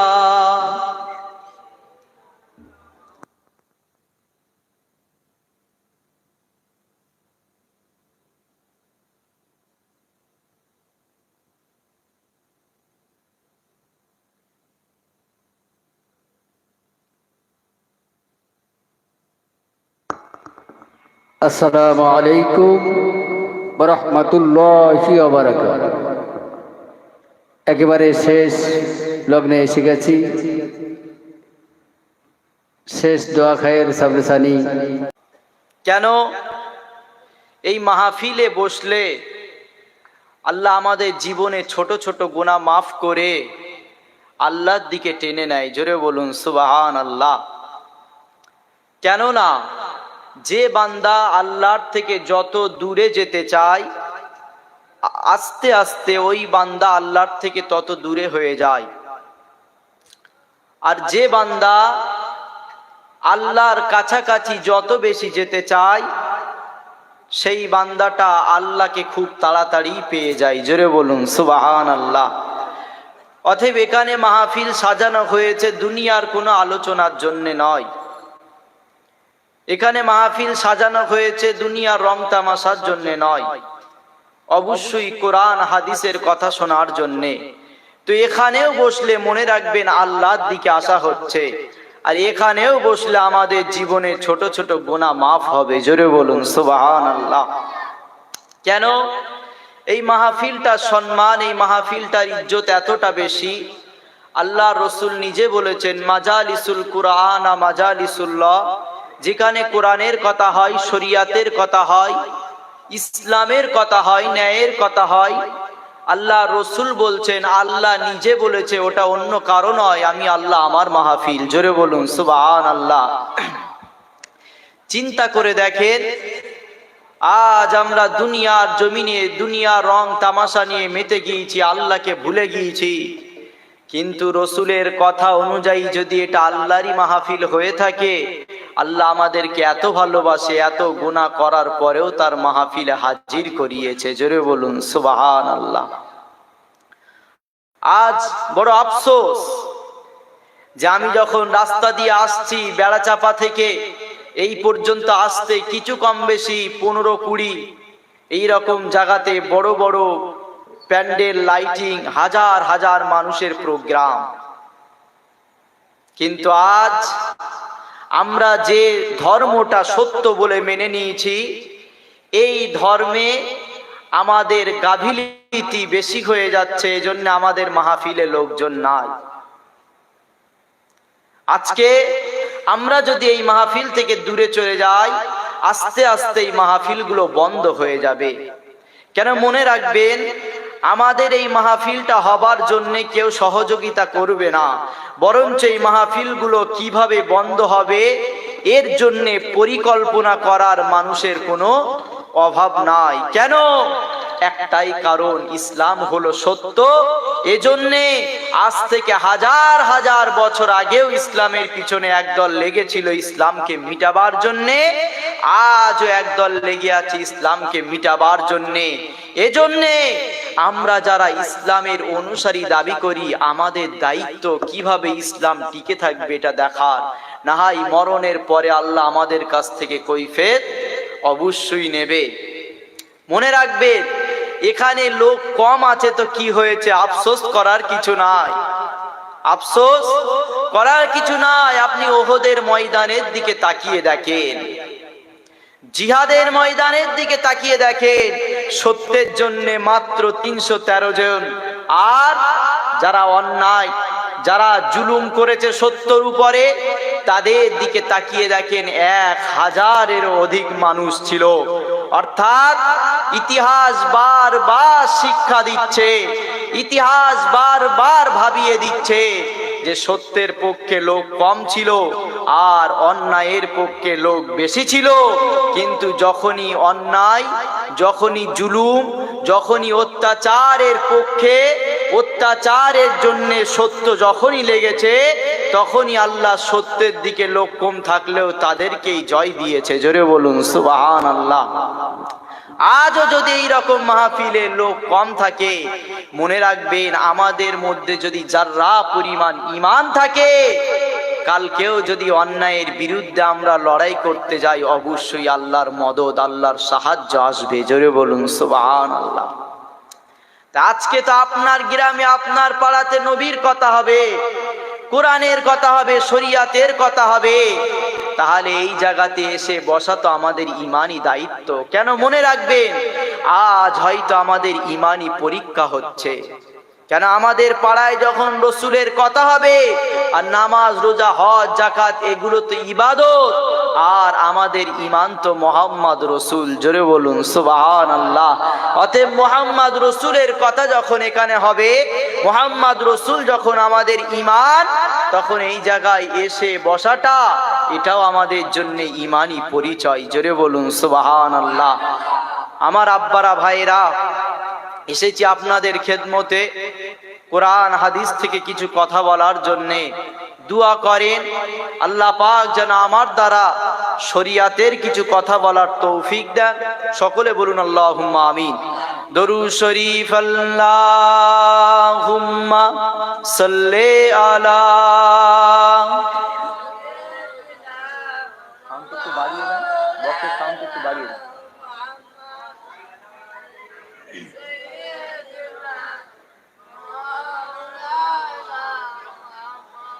আউযু বিল্লাহি মিনাশ শাইতানির রাজীম।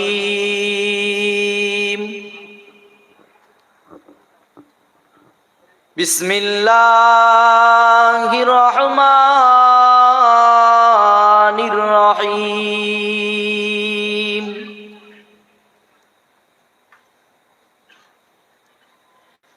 নাহমাদুহু ওয়া নুসাল্লি আলা রাসূলিহিল কারীম।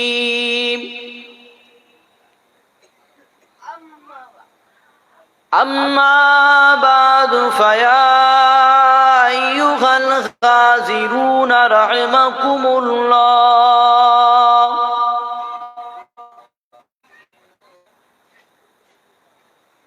قال الله تعالى في كلام المزيد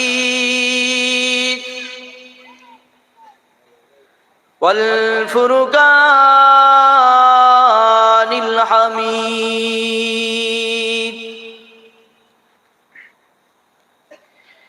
إن الله وملائكته يصلون على النبي يا أيها الذين آمنوا صلوا عليه وسلموا تسليما اللهم صل على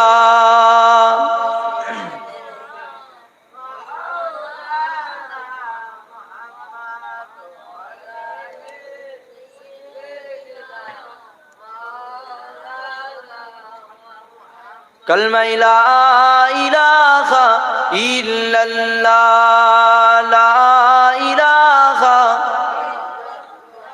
لا إله إلا الله محمد رسول الله اللهم صل على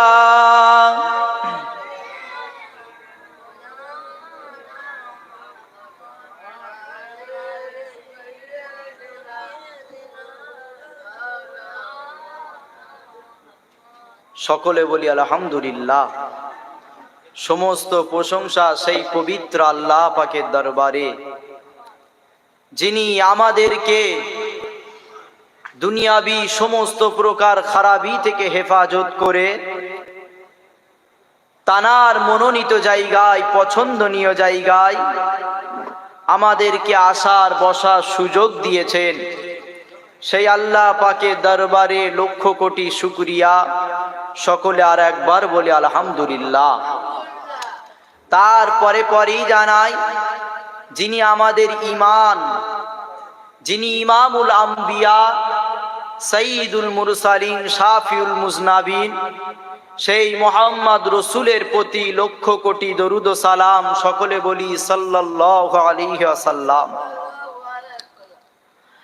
আজ মনে রাখবে, এই দুনিয়ার জমিনে দুটো দল হয়ে গেছে। একটা দল রসুলের সম্মানকে বাড়ানোর জন্য উঠে পড়ে লেগেছে, আর একটা দল রসুলের সম্মান, রসুলের ইজ্জতকে মিটাবার জন্য উঠে পড়ে লেগেছে।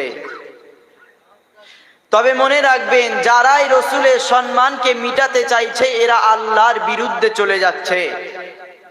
কেন? রসুলের সম্মান যারা কমাচ্ছে তারা তো আল্লাহর বিরুদ্ধে চলে যাচ্ছে। এজন্যেই যে রসুলের সম্মান দুনিয়ার কোনো আলেম ওলামা, কোনো বক্তা নয়। এই যে আমার আগে যিনি ওয়াজ করছিলেন, ইনি এখানে বসে বসে রসুলের কথা বলছিলেন, ওটা কিন্তু ওনার বাড়ির কথা নয়, ওনার ব্যক্তিগত কথা নয়। উনি যেটাই বলছিল কোরআন হাদিস থেকেই বলছিল। অতএব রসুলের সম্মান দুনিয়ার কেউ নয়, খোদ আল্লাহ সর্বপ্রথম বাড়িয়েছে। জোরে বলুন সুবহানাল্লাহ। এজন্যে নবী তো দুনিয়ায় এসেছে, নবী আসার পরে আমরা তার উম্মত হয়েছি, তার আলোচনা করছি। তাই আজকে একদল মানুষের জ্বলন হয় যে রসুলের সম্মান নিয়ে রসুলের কথা হবে কেন, নবী দিবস করবে কেন, নবীর মিলাদ হবে কেন। কিন্তু শোনেন, আমি তো নবী দুনিয়ায় এসেছে চলে গেছে তারপরে করছি, কিন্তু আমার ভাই আমার আগে এখানে ওয়াজ করছিল তৌরাত কিতাবেও মুসা নবীর উপরে যে কিতাব তৌরাত এসেছিল তখন তো নবী দুনিয়ায় আসেনি, তখনও তৌরাত কিতাবে আল্লাহ আমার নবীর মিলাদ করেছে। জোরে বলুন সুবহানাল্লাহ। নবী দুনিয়ায় এসেছে, তারপরে আজকে হাজার হাজার আলেম নবী আসার কথা বলছে, নবীর চরিত্রের কথা বলছে, নবীর আদর্শের কথা বলছে, নবীর আখলাকের কথা বলছে, নবীর জিন্দেগির কথা বলছে, নবী 63 বছর দুনিয়ায় কি কি করেছে সেই কথা বলছে। কিন্তু যখন নবী দুনিয়ায় আসেনি, আল্লাহ আমার নবীর ইজ্জতকে এত বাড়িয়েছে, নবী আসার খবর অন্যান্য নবীদের দিয়ে দুনিয়ায় পাঠিয়েছে। জোরে বলুন সুবহানাল্লাহ। মুসলমান ঘরের ছেলেমেয়েরা, আব্বারা, তরুণেরা, এ নবী পাকের প্রেমিকেরা, আজ এই দুনিয়া জমিনে হাজারো আলেম রয়েছে, এই দুনিয়া জমিনে হাজারো বক্তা রয়েছে, নবী পাকের মিলাদকে অস্বীকার করে, নবী পাকের শিশুবেলার আলোচনাকে অস্বীকার করে। এ যুবকেরা, তরুণেরা, বাপেরা, শুনে রেখে দেন, আল্লাহ আমার নবীকে কি মাকাম দিয়েছে, নবী পাককে আল্লাহ কি ইজ্জত দিয়েছে, আল্লাহ আমার নবীকে কি সম্মান দিয়েছে। এ যুবকেরা, আল্লাহ আমার নবীকে কি সম্মান দিয়েছে, আল্লাহ আমার নবীকে কি ইজ্জত দিয়েছে, এটা তো অনেক দূরের কথা। নবীকে যারাই ভালোবেসেছে, নবীকে যারা প্রেম করেছে, নবীকে যারা নিজে জানেতে বেশি পিয়ার করেছিল, নবীকে যারা নবী বলে ঈমানি কলমা পড়ে মুসলমান হয়েছে, তাদের মাকাম আল্লাহ কেমন বাড়িয়েছে শুনে রেখে দেন। এ যুবকেরা, আল্লাহ নবীকে একজন প্রেম করেছিল, আল্লাহ নবী সাহাবা হযরতে খানজাদা রাদিয়াল্লাহু তাআলা আনহু আমার বিবাহ করেছে। প্রথম রাত্রে বাসর রাতেতে স্ত্রী পাশেতে রয়েছে, হঠাৎ করে যুদ্ধে দামামা বেজে গেছে। আল্লাহ নবীর হুকুম ছিল যখনই যুদ্ধে দামামা বেজে যাবে, সাহাবারা যে যার কাজে ব্যস্ত থাকুক না কেন, এমন করে জিহাদের ময়দানে হাজির হয়ে যেতে হবে। হযরতে খানজাদা রাদিয়াল্লাহু তাআলা আনহু এমন করে নতুন বিবাহ করেছে, স্ত্রী পাশেতে রয়েছে, হঠাৎ করে যুদ্ধের দামামা বেজে গেছে। স্ত্রীকে বলতে লেগেছে, এ আমার প্রাণের স্ত্রী রে, এমন করে যুদ্ধের দামামা বেজে গেছে, আমাকে এখন তোমার কাছে চলে যেতে হবে। আমার তোমার ঘরে মা বোন হলে, আমার তোমার ঘরের মা বোনের ঈমানটা কমজোর হয়ে গেছে, এজন্য সত্যের পক্ষে লড়াই, ন্যায়ের পক্ষে লড়াই, ইনসাফের পক্ষে লড়াই, ক্ষমতা দখলের লড়াই, সত্যের দিকে লড়াই। যদি আমাদের মার খেতে হয়, আমাদের বাড়ি থেকে বার হবার পারমিশন নাই, কিন্তু হানজালা হুজুরের স্ত্রী দিয়ে তাকিয়ে দেখো, সঙ্গে সঙ্গে জানিয়েছিল ঠিক আছে। রসুল যখন হুকুম করেছে, রসুল যখন যুদ্ধের জন্য ডাক দিয়েছে, আমি আপনাকে আর বাধা দেব না, যার আপনি যুদ্ধের ময়দানে চলে যান। হযরতে হানজালা রাদিয়াল্লাহু তাআলা আনহু জিহাদের ময়দানে হাজির হয়ে গেলেন। যুদ্ধ করা আরম্ভ হয়ে গেছে, খবর এসে গেল হযরতে হানজালা দুনিয়া জমিতে চলে গেছে। সত্যের পক্ষে লড়াই করার জন্যে, ন্যায়ের পক্ষে লড়াই করার জন্যে, ইনসাফের পক্ষে লড়াই করার জন্যে হযরতে হানজালা শহীদ হয়ে গেছে। যখন এই খবর চলে গেছে, হানজালা হুজুরের স্ত্রী এমন করে দৌড়ে দৌড়ে রাসূলুল্লাহর কাছে চলে গেছে। ইয়া রাসূলুল্লাহ, ইয়া হাবিবাল্লাহ, আমার হানজালার লাশটা কোথায় আছে বলেন। আল্লাহ নবী শুয়ে বলেছিল, এ মহিলা রে, তোমার হানজালা সত্যের জন্য লড়াই করতে যে এমন করে নিজে জানকে হারিয়ে শহীদ হয়ে গেছে। হযরতে হানজালার স্ত্রী বলেছিল, ইয়া রাসূলুল্লাহ, ইয়া হাবিবাল্লাহ, আমার স্বামী শহীদ হয়ে গেছে, আমার কোনো অসুবিধা নাই, আমার স্বামী শহীদ হয়ে গেছে, আমার কোনো অবজেকশন নাই।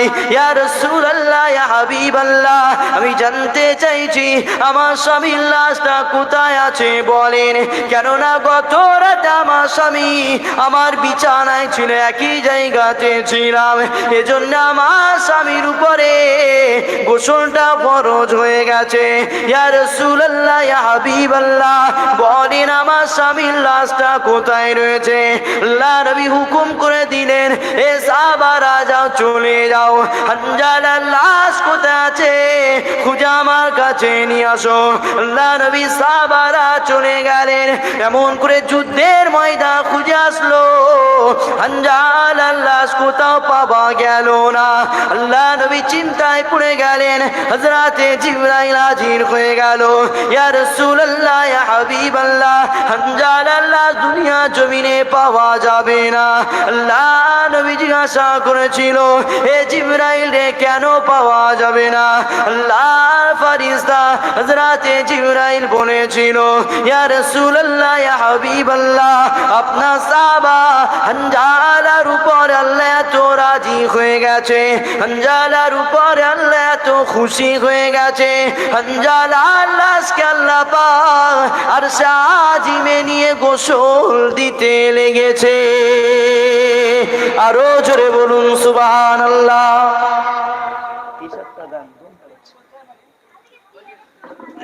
পানিটা দাও।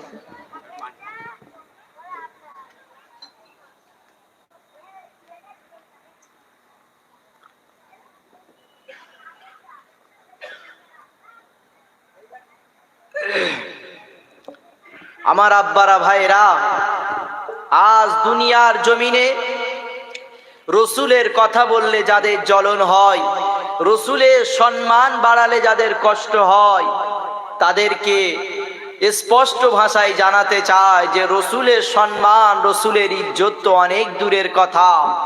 যারা রসুলকে প্রেম করেছে, যারা রসুলকে ভালোবেসে নিয়েছে, তাদের ইজ্জত আল্লাহ এত বাড়িয়েছে, শুধু রসুলকে প্রেম করার জন্য আল্লাহ আরশে আজিমে নিয়ে ফারিস্তাদেরকে দিয়ে গোসল করাচ্ছে। জোরে বলুন সুবহানাল্লাহ। আপনি হানজালা হুজুরকে জিজ্ঞাসা করেন যে কেন তোমাকে এত মাকাম দেওয়া হলো, কেন তোমার লাশকে আরশে আজিমে নিয়ে গোসল দেওয়া হলো? হানজালা হুজুর জবাব দেবে, শুধুমাত্র মোহাম্মদ রসুলকে প্রেম করেছি তাই। জোরে বলুন সুবহানাল্লাহ।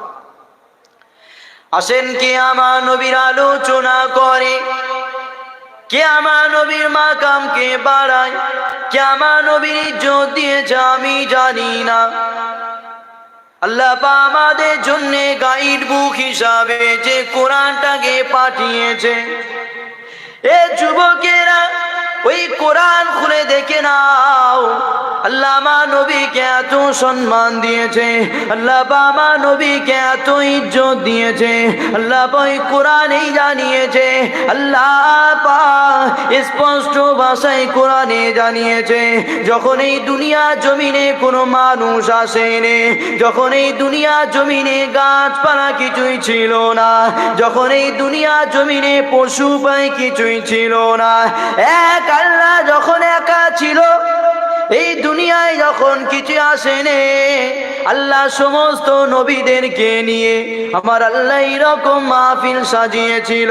খোদ আল্লাহ নিজে আলোচনা করতে লেগেছিল, ওখানে অন্য কারো দাওয়াত নয়, সমস্ত নবীদের আল্লাহ দাওয়াত দিয়েছিল। কোন নবীকে আল্লাহ তখনও দুনিয়া জমিনে পাঠায়নি, সমস্ত নবীদের রূহগুলো জড়ো করে আমার আল্লাহর আরশে আজিমে এইরকম মাহফিল সাজিয়ে নবী পাকের আলোচনা করা শুরু করেছিল। এ যুবকেরা, তাহলে যখন কেউ দুনিয়া জমিনে আসেনে, আল্লাহ নিজে নবীর আলোচনা করেছিল। আলোচক ছিল খোদ আল্লাহ, আলোচনার বিষয় ছিল মুহাম্মদ রাসূলুল্লাহ।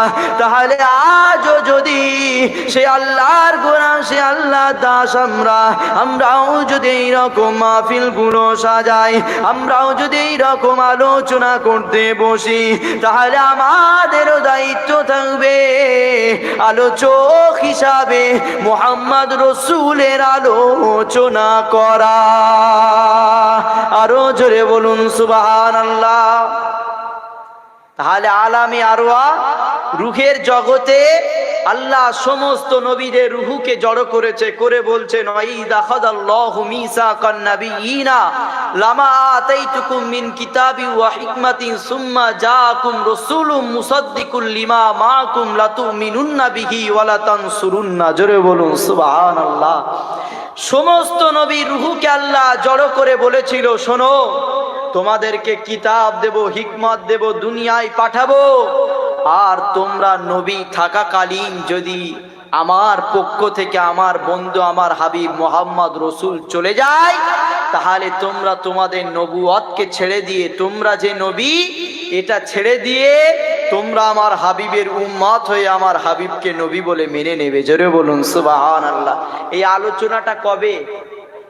যখন দুনিয়ায় কিছু আসেনি, না নবী এসেছে, না ফারিস্তা এসেছে, কিছুই আসেনি দুনিয়ার জমিনে, একা আল্লাহ আছে, তখন এই রকম মাহফিল সাজিয়ে সমস্ত নবীদের রুহুকে আল্লাহ দাওয়াত দিয়ে বলেছে, শোনো, তোমাদের দুনিয়ায় পাঠাবো, আর তোমরা নবী থাকাকালীন যদি আমার বন্ধু চলে যায়, তোমরা নবুয়ত ছেড়ে দাও, দিয়ে আমার নবীর উম্মত হয়ে আমার নবীকে নবী বলে মেনে নাও। জোরে বলুন সুবহানাল্লাহ। তাহলে দুনিয়ায় কেউ যখন আসেনি, তখন আল্লাহ আরশে আজিমে সমস্ত নবীদের নিয়ে আমার নবীর আলোচনা করেছে। জোরে বলুন সুবহানাল্লাহ। তাহলে আজ আমরা নবীর আলোচনা করব, অসুবিধে কোথায়? আমরা যে নবীর আলোচনা করছি, নবীর কথা বলছি, এটা তো আল্লাহ শিক্ষা দিয়েছে, আর আমরা তো আল্লাহর গোলাম, আল্লাহর দাস। আল্লাহ দুনিয়ায় পাঠিয়েছে ইল্লা লিয়াবুদুন, শুধুমাত্র আল্লাহর দাসত্ব করার জন্যে। তাহলে আমরা যদি আল্লাহর দাস হই, আল্লাহর দাসত্ব করার জন্য যদি দুনিয়ায় এসেই থাকি, তাহলে আল্লাহ যখন নিজে হাবিবের মিলাদ করেছে, রসুলের কথা বলেছে, তাহলে আমরাও যদি এখানে বসে বসে নবীর কথা বলি, নবীর আলোচনা করি, সেটা অন্য কারণ নয়, আল্লাহরই সুন্নত পালন হবে। জোরে বলুন সুবহানাল্লাহ। শুধু তাই নয়, আল্লাহ আলোচনা করেছে আবার ওই দিনে সমস্ত নবীর রুহুকে জড়ো করে আল্লাহ বলেছে ক্বালা ওয়া খাযতুম আলা যালিকুম ইসরি। জোরে বলুন সুবহানাল্লাহ। সমস্ত নবীদেরকে বলছে, আজকে যে আলোচনা তোমাদেরকে নিয়ে করেছি, এই আলোচনা কি তোমরা মেনে নিলে? এই আলোচনা কি তোমরা মেনে নিলে? সমস্ত নবী রুহু বলেছিল ক্বালু আকরারনা, হে আল্লাহ, এই আলোচনা, এই শপথ, এই কথোপকথনকে আমরা মেনে নিলাম। জোরে বলুন সুবহানাল্লাহ। আল্লাহ বলেছিল ক্বালা ফাশহাদু, সাক্ষী হয়ে যাও। সমস্ত নবী রুহুকে নবীর আলোচনা, তার হাবিবের আলোচনা করিয়ে নিয়ে আল্লাহ বলছে ক্বালা ফাশহাদু, শুধু আলোচনা নয়, আমার হাবিবের আলোচনা করেছি, তোমরা সাক্ষী হয়ে যাও। জোরে বলুন সুবহানাল্লাহ। ওয়া আনা মাআকুম মিনাশ শাহিদিন, শুধু তোমরা নয়, আজকে আরশে আজিমে আলামে আরওয়া রুহের জগতে তোমাদের রুহুকে জড়ো করে আমি আমার নবীর মিলাদ করেছি, তোমরা তো সাক্ষী হয়েছো।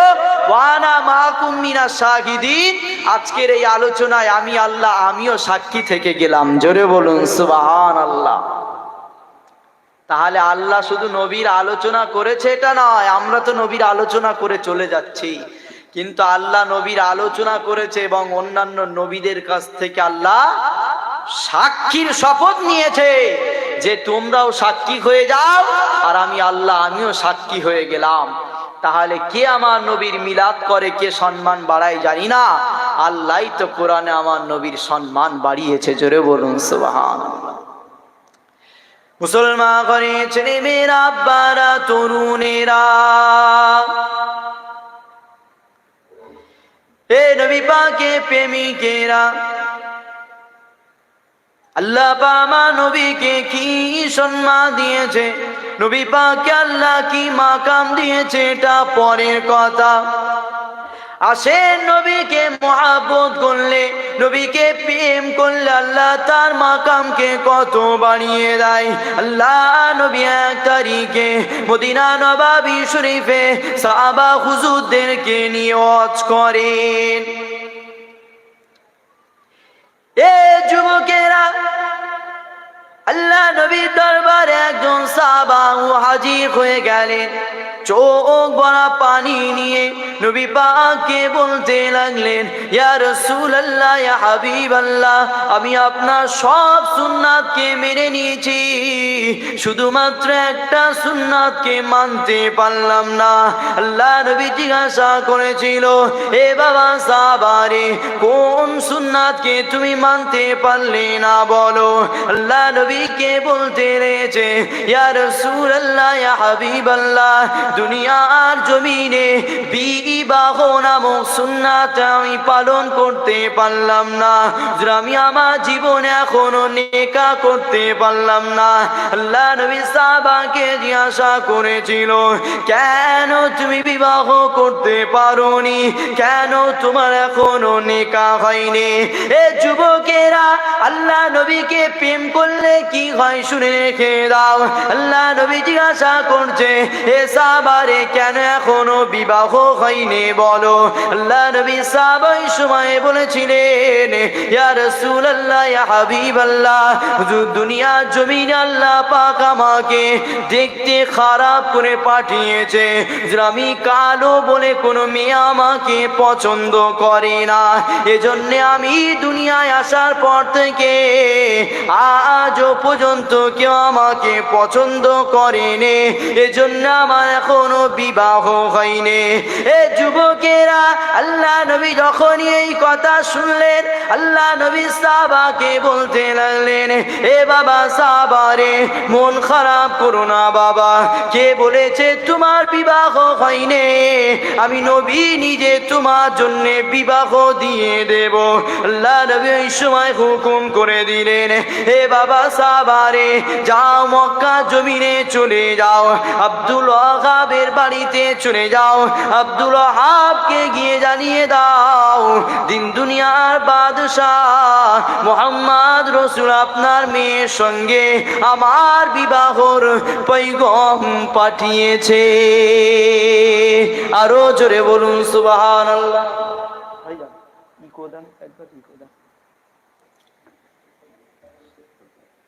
আল্লাহ নবী মদিনা নবাবী শরীফে ওয়াজ করছেন, হঠাৎ একজন সাহাবা চোখ ভরা পানি নিয়ে রসুলের কাছে হাজির হয়ে গেলেন। ইয়া রাসূলুল্লাহ, আমি আপনার সব সুন্নাতকে মেনে নিয়েছি, শুধুমাত্র একটা সুন্নাতকে আমি মানতে পারলাম না। কি সুন্নাত? আমার এখনো বিবাহ হয়নি, আমি নেকাহ করতে পারলাম না। আল্লাহ নবী জিজ্ঞাসা করেছিল, কেন কেন তোমার এখনো বিবাহ হয়নি, কেন নেকাহ করতে পারলে না? আল্লাহ নবী সাহাবা বলেছিল, ইয়া রাসূলুল্লাহ, আমার দেখতে খারাপ, আমি কালো, এজন্য দুনিয়ায় কেউ আমাকে পছন্দ করে না, তাই আমার এখনো বিবাহ হয়নি। আল্লাহ নবী বলেছিল, যাও অমুক জায়গায় আব্দুল ওয়াহাবের বাড়িতে চলে যাও, যিনি বর্তমান সময়ে মক্কার জমিনে সব থেকে বেশি ধনী ছিলেন। রসুল তার বাড়িতে পাঠিয়েছে, আর তার কন্যাও বর্তমান সময়ে সব থেকে রূপসী সুন্দরী ছিল। জোরে বলুন সুবহানাল্লাহ। তার বাড়িতে পাঠিয়েছে একটা কালো, দেখতে খারাপ আল্লাহ নবীর একজন সাহাবাকে, যাকে কেউ কখনো পছন্দ করছে না বলে বিবাহ হয়নি। যখনই তার বাড়িতে চলে গেল, গিয়ে বাড়ির দরজায় আওয়াজ দিচ্ছে, ঘর থেকে আব্দুল ওয়াহাব বেরিয়ে এসেছে। কে, কোথা থেকে এসেছো বলো? আব্দুল ওয়াহাবকে বলতে লেগেছে, মুহাম্মদ রাসূল দিন দুনিয়ার বাদশা আপনার মেয়ের জন্য বিবাহর পয়গাম পাঠিয়েছে, তাই আমি এসেছি। আমি পুত্র, রাসূল আমার জন্য আপনার মেয়ের পুত্র হিসাবে ঠিক করে দিয়েছে। জোরে বলুন সুবহানাল্লাহ। যখন এই কথা শোনাতে লাগলো, আল্লাহ নবী সাহাবার উপরে আব্দুল ওয়াহাব রাগান্বিত হয়ে গেলেন। এ যুবকেরা, আল্লাহ নবী সাহাবাকে বলতে লেগেছে, তুমি কি জানো কার বাড়িতে এসেছো? মক্কা জমিনে সব থেকে সুন্দরী নারীর বাড়িতে এসেছো। তুমি বাড়িতে গিয়ে আয়নায় তোমার মুখটাকে দেখো, তোমার মতো কালো ছেলেকে আমার মেয়ে পছন্দ করবে না। যাও মুহাম্মদ রাসূলকে বলে দাও, আমার মেয়ের সঙ্গে তোমাকে বিবাহ দিতে পারবো না। আল্লাহ নবীর ওই দেখতে খারাপ সাহাবাটা মনটাকে খারাপ করে রাসূলুল্লাহ দরবারে হাজির হয়ে গেলেন। ইয়া রাসূলুল্লাহ, ইয়া হাবিবাল্লাহ, আমি যখনই আব্দুল ওয়াহাবের বাড়িতে গিয়েছি, আব্দুল ওয়াহাব আমার কথাগুলো মেনে নেওয়া তো দূরের কথা, তার ঘর থেকে আমাকে অপমান করে বার করে দিয়েছে। আল্লাহ নবী ওই সময় বলেছিল, এ বাবা সাহাবারে, প্রথমে গিয়ে তুমি বলেছো রাসূলুল্লাহ বিবাহর পয়গম পাঠিয়েছে, এবারে যাও গিয়ে বলো মুহাম্মদ রাসূল আপনার মেয়েকে আমার সাথে বিবাহ দিয়ে দিয়েছে। আরো জোরে বলুন সুবহানাল্লাহ। আল্লাহ নবীর কাছে যখন ওই সাহাবা মন খারাপ করে এসে বলছে, ইয়া রাসূলুল্লাহ, তার মেয়ের সঙ্গে আমাকে বিবাহ দেওয়া তো দূরের কথা, তার ঘর থেকে আমাকে বার করে দিয়েছে, তাড়িয়ে দিয়েছে। ইয়া রাসূলুল্লাহ, সে কখনো তার জামাই হিসাবে আমাকে মানবে না। আল্লাহ নবী বললেন, যাও গিয়ে আব্দুল ওয়াহাবকে বলো রাসূল বিবাহর পয়গম নয়, আমাদেরকে বিবাহ দিয়ে দিয়েছে। জোরে বলুন সুবহানাল্লাহ। গার্জেন রাজি নয়, কিন্তু বিবাহ হয়ে গেছে, জায়েজ হবে না? হবে না? জোরে বলেন, কে বিবাহ দিয়েছে? মুহাম্মদ রাসূল, আমার নবী তো শরিয়াত। জোরে বলুন সুবহানাল্লাহ। আমার নবী তো পিতাদের পিতা, এজন্য আমার নবীর কাছে কোনো শরিয়াত চলে না, আমার নবী যেটাই করে সেটাই শরিয়াত হয়ে যায়। জোরে বলুন সুবহানাল্লাহ। মুসলমান ঘরে ছেলে মেয়েরা, আব্বারা, তরুণেরা, এ নবী পাকের প্রেমিকেরা, আল্লাহ নবী সাহাবা এমন করে আব্দুল ওয়াহাবের বাড়িতে চলে গেলেন। দরওয়াজার বাইরে দিতে সালাম দিতে লেগেছে। আব্দুল ওয়াহাব ঘর থেকে বেরিয়ে এসেছে, আবারও রাগান্বিত হয়ে গেছে। কি হলো তোমাকে? আমি প্রথমে বলে দিয়েছি আমার মেয়ের সঙ্গে তোমার বিবাহ দিতে পারবো না, আবারও কেন তুমি আমার ঘরেতে এসেছো বলো? এ যুবকেরা, তরুণেরা, বাপেরা, আল্লাহ নবী সাহাবা হযরতে সালাবা রাদিয়াল্লাহু তাআলা আনহু জুরামা চোখ ভরা পানি নিয়ে বলতে লেগেছে, রাসূলুল্লাহ আমাকে আবারও পাঠিয়েছে। আল্লাহ নবী বলে দিয়েছে, যাও গিয়ে বলো বিবাহর পয়গম নয়, রাসূলুল্লাহ আমাদেরকে বিবাহ দিয়ে দিয়েছে। এ যুবকেরা, তরুণেরা, বাপেরা, আল্লাহ নবী সাহাবা যখন এই রকম কথা শোনাতে লাগলো, আব্দুল ওয়াহাব রেগে গিয়ে এমন করে তাকে অপমান করা শুরু করে দিল। সঙ্গে সঙ্গে আব্দুল ওয়াহাবের মেয়ে ঘর থেকে বেরিয়ে এলো। কি হয়েছে আব্বাজান, আপনি কেন ওই মানুষটাকে অপমান করছেন বলেন? কি হয়েছে আমাকে বলেন, কেন ওই মানুষটার সঙ্গে আপনি দুর্ব্যবহার করেন? আব্দুল ওয়াহাব বলেছিল, এ মা তুই কি জানিস এইরকম কালো দেখতে খারাপ ছেলে, এ তোর সঙ্গে বিবাহর পয়গম নাকি মুহাম্মদ রাসূল দিয়েছে, এজন্য কথা কাটাকাটি হতে লেগেছে, না আমি ছেলের সঙ্গে তোকে বিবাহ দেব না। এ যুবকেরা, আল্লাহ নবী প্রেম করলে কি হয় শুনে রেখে দাও, নবী পাকে প্রেম করলে আল্লাহ কি মাকাম দেয় শুনে রেখে দাও।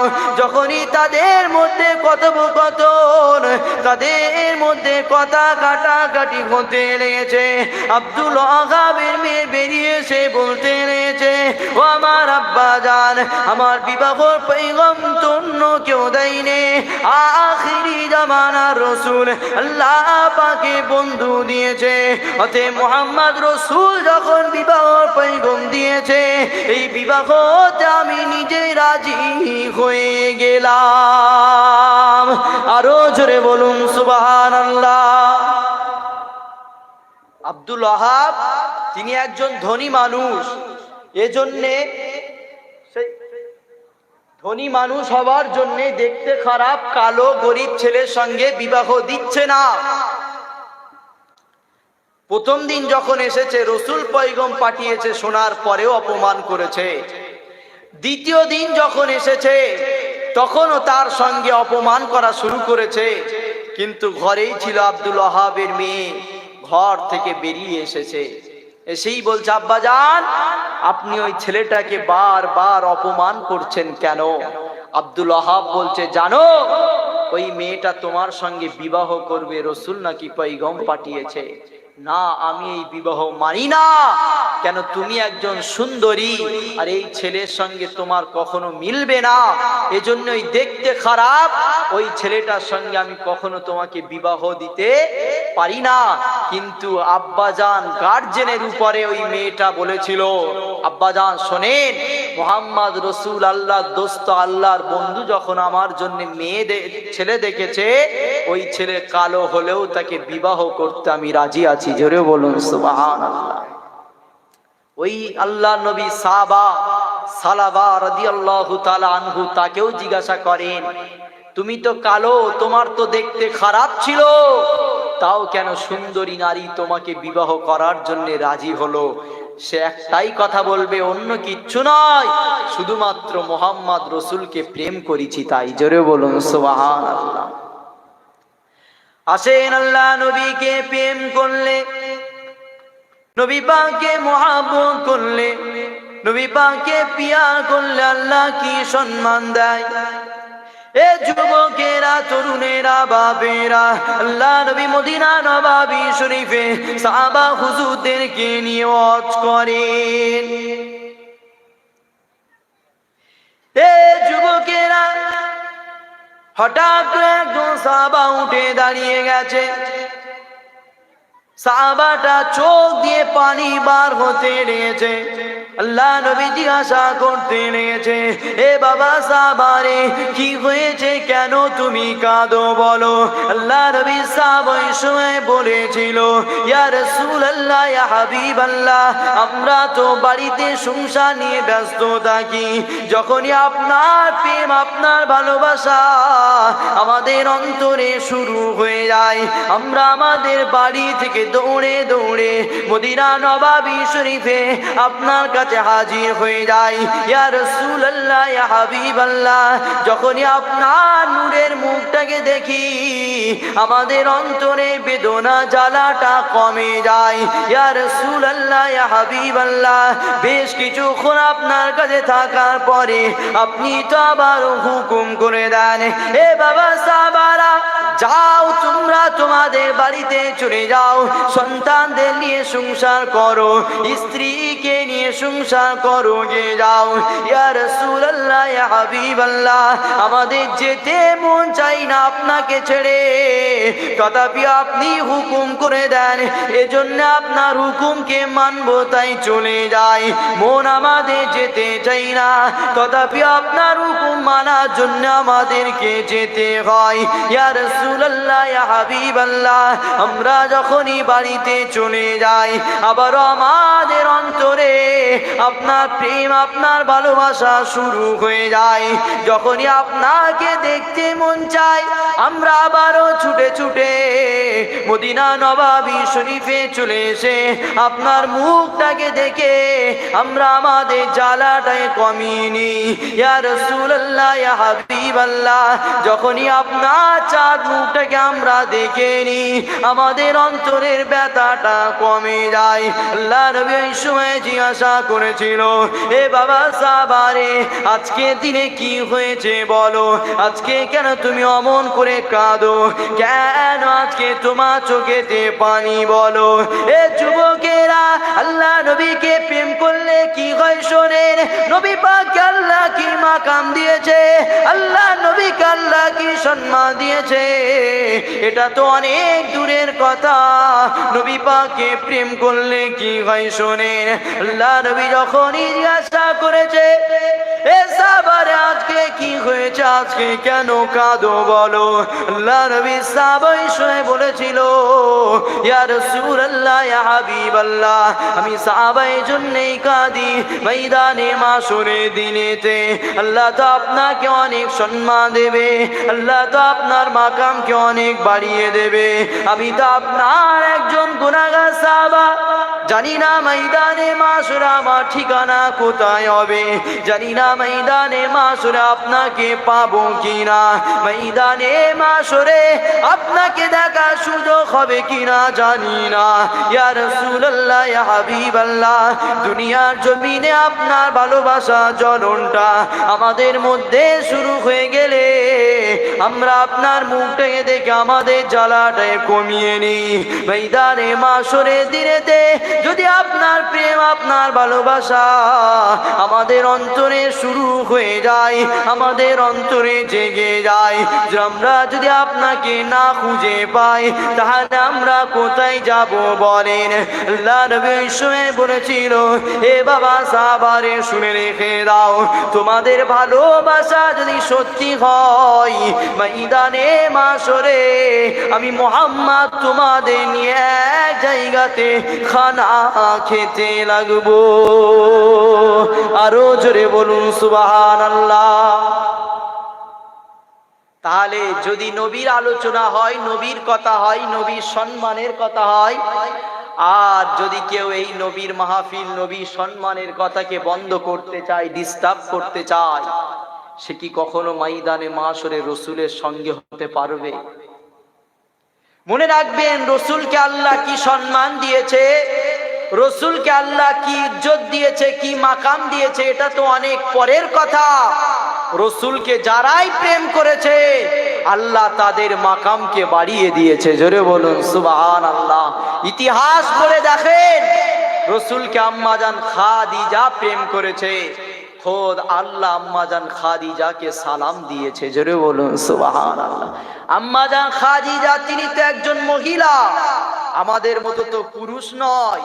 তানাকে জিজ্ঞাসা করেন খাদিজা তোমাকে আল্লাহ কেন সালাম দিয়েছে? আম্মা খাদিজা বলবে শুধুমাত্র মোহাম্মদ রসুলের গোলামি করেছি তাই। জোরে বলুন সুবহানাল্লাহ। কিন্তু আজ আমরা মুসলমান, আজ আমরা ইসলামের মাননেওয়ালা, ইসলাম দাবিদার, কিন্তু আমাদের দ্বারা ইসলাম ক্ষতি হয়ে যাচ্ছে, আমাদের ঈমান কমজোরি হয়ে যাচ্ছে। কেন? একটাই কারণ, মোহাম্মদ রসুলকে আমরা ছেড়ে দিয়েছি তাই। আল্লাহ দুনিয়ায় আমাদের পাঠিয়েছে আর আমাদেরকে চলা ফেরা ওঠা বসার জন্য একটা কিতাব দিয়েছে, তার নাম কি? কোরআন। আল্লাহ আমাদের কাছে কোরআনকে পাঠিয়েছে কিভাবে আমরা চলবো, কিভাবে সংসার করব, কিভাবে সন্তানদের মানুষ করব, কিভাবে আমাদের জিন্দেগি লাইফ কাটাবো, এগুলো শিক্ষা দেওয়ার জন্য আল্লাহ কোরআন আমাদের কাছে পাঠিয়েছে। যেটাই করতে হবে কোরআন দেখতে হবে। কিন্তু দুঃখের বিষয়, আজ আমরা এখানে যদি 100টা মানুষ বসে থাকি, 95 জন আমরা কোরআন পড়তে জানি না। আর কোরআন পড়তে জানি না এটা সত্য কথা। এখানে তো কোরআন অপমান হচ্ছে। কেন? আল্লাহ যখন আমাদের কোরআন শিক্ষার জন্য দুনিয়ায় পাঠিয়েছে, শরিয়াতের কার্যকলাপ করার জন্য, শরিয়াতের শিক্ষা নেওয়া আমাদের জন্য ফরজ করেছে। অতএব আমরা যখন শিখছি না, এটা তো গুনাহ হচ্ছেই হচ্ছে, পাশাপাশি আমাদের দ্বারা কোরআন অপমান হচ্ছে, আমাদের দ্বারা কোরআন বেউজ্জতি হচ্ছে। যদি বলেন কোথায়, কিভাবে কোরআন বেউজ্জতি হচ্ছে, মনে রাখবেন আমাদের ঘরে টিভিও থাকে, কোরআনও থাকে, কিন্তু টিভিটা নষ্ট না হওয়ার জন্য আমরা ভালো সুন্দর ব্যবস্থা করে কভার লাগিয়ে সেফটি জায়গাতে রেখে দিই। কিন্তু কোরআনটা দেখলে পাওয়া যায়, কোরআন দেখলে পাওয়া যায়। কোরআন যখনই আমরা কারো ঘর থেকে নিয়ে খুলি, কোরআনের পৃষ্ঠাগুলো ছিঁড়ে যাচ্ছে, কোরআনের পৃষ্ঠাগুলো ভিজে যাচ্ছে, কোরআনের উপরে নোংরা ঝুল এইসব সমস্ত জিনিস আবর্জনা পড়ে আছে। এদিক দিয়েও মনে রাখবেন কোরআন বেউজ্জতি হচ্ছে। আর কোরআন বেউজ্জতি হচ্ছে বলেই আমাদের ভিতরে কোরআন ঢুকছে না, কোরআনের শিক্ষা আমরা পাচ্ছি না। আর কোরআনের শিক্ষা থেকে যত দূরে চলে যাচ্ছি, মুহাম্মদ রসুল থেকে আমরা তত দূরে চলে যাচ্ছি। কেন? কোরআনই মুহাম্মদ রসুলের প্রেমে শিক্ষা দিয়েছে। জোরে বলুন সুবহানাল্লাহ। কেন? আম্মা জান আয়েশা বলছেন, কানা খুলুকুল্লাহুল কোরআন, আমার নবীর চরিত্রটাই হলো কোরআন। তাহলে আমরা নবীর ভালোবাসবো, নবীর চরিত্র দেখবো, নবীর আখলাক দেখবো, নবীর জিন্দেগি দেখবো কি দেখে? কোরআন থেকে। কিন্তু সেই কোরআন ছেড়ে দিয়েছি বলে মুহাম্মদ রসুল থেকে দূরে চলে যাচ্ছি। আর মুহাম্মদ রসুল থেকে যতই দূরে চলে যাচ্ছি, মনে রাখবেন মুহাম্মদ রসুল আমাদের ঈমান, আর মুহাম্মদ রসুল থেকে আমরা দূরে চলে যাচ্ছি বলেই আমাদের ঈমান কমজোরি হয়ে যাচ্ছে।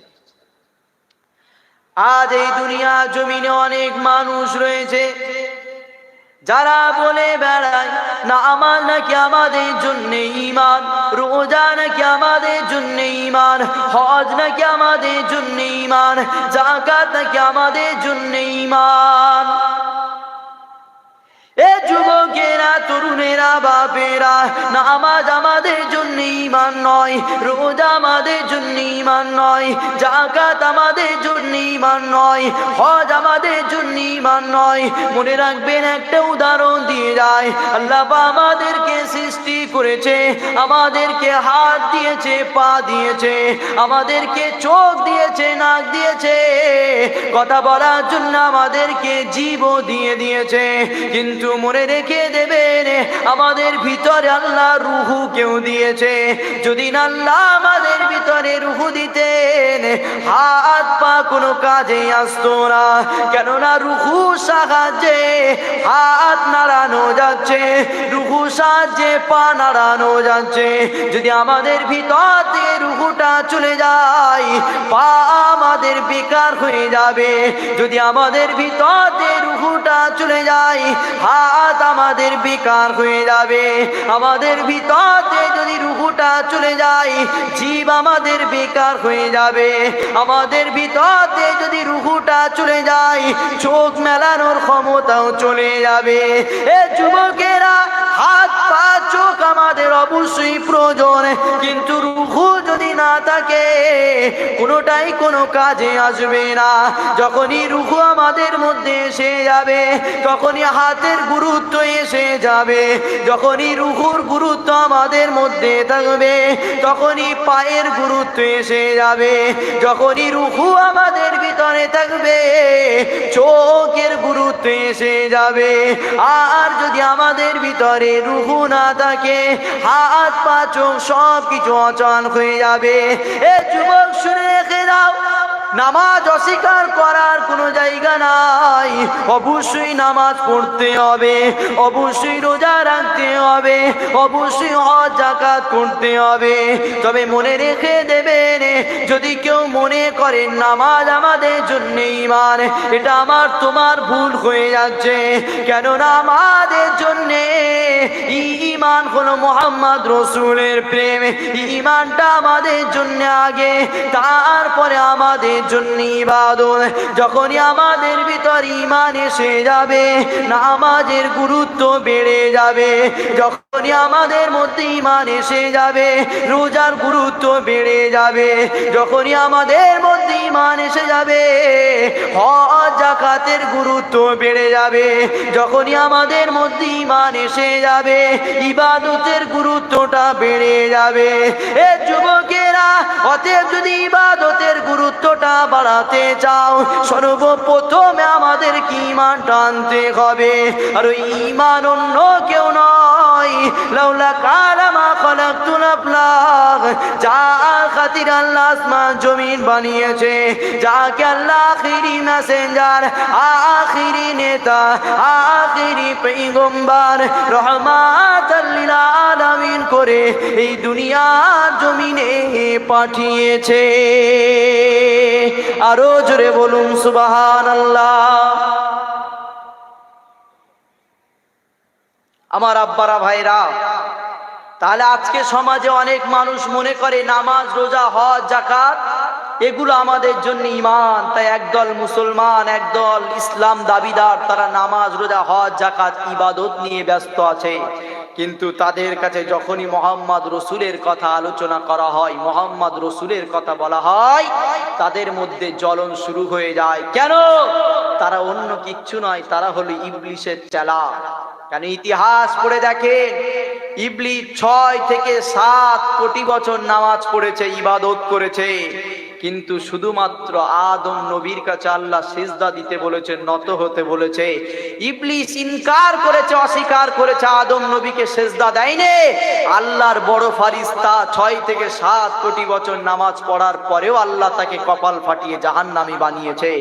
আর মনে রাখবেন, মোহাম্মদ রসুল যদি দুনিয়ায় না আসতো, মোহাম্মদ রসুলকে আল্লাহ যদি সৃষ্টি না করতো, আদম নবীও দুনিয়ায় আসতো না।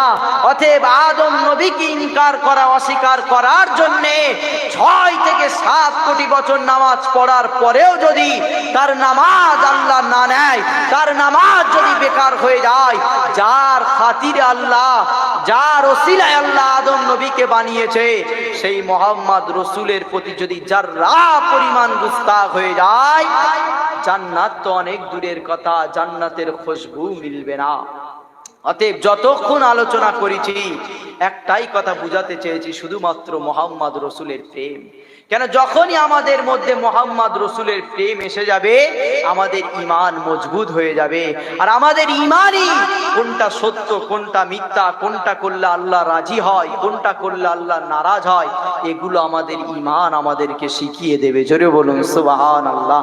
দরুদ শরীফ আল্লাহুম্মা সাল্লি আলা।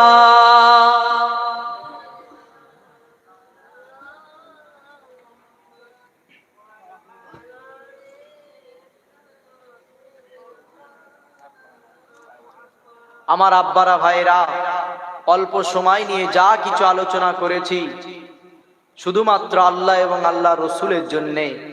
অতএব আমাদের আলোচনাকে, আমাদের বলাকে আল্লাহ কবুল করেন। সকলে বলুন আল্লাহুম্মা আমিন। ওয়া আখির দাওয়া আনিল হামদুলিল্লাহি রাব্বিল আলামিন। দরুদ শরীফ আল্লাহুম্মা সাল্লি আলা।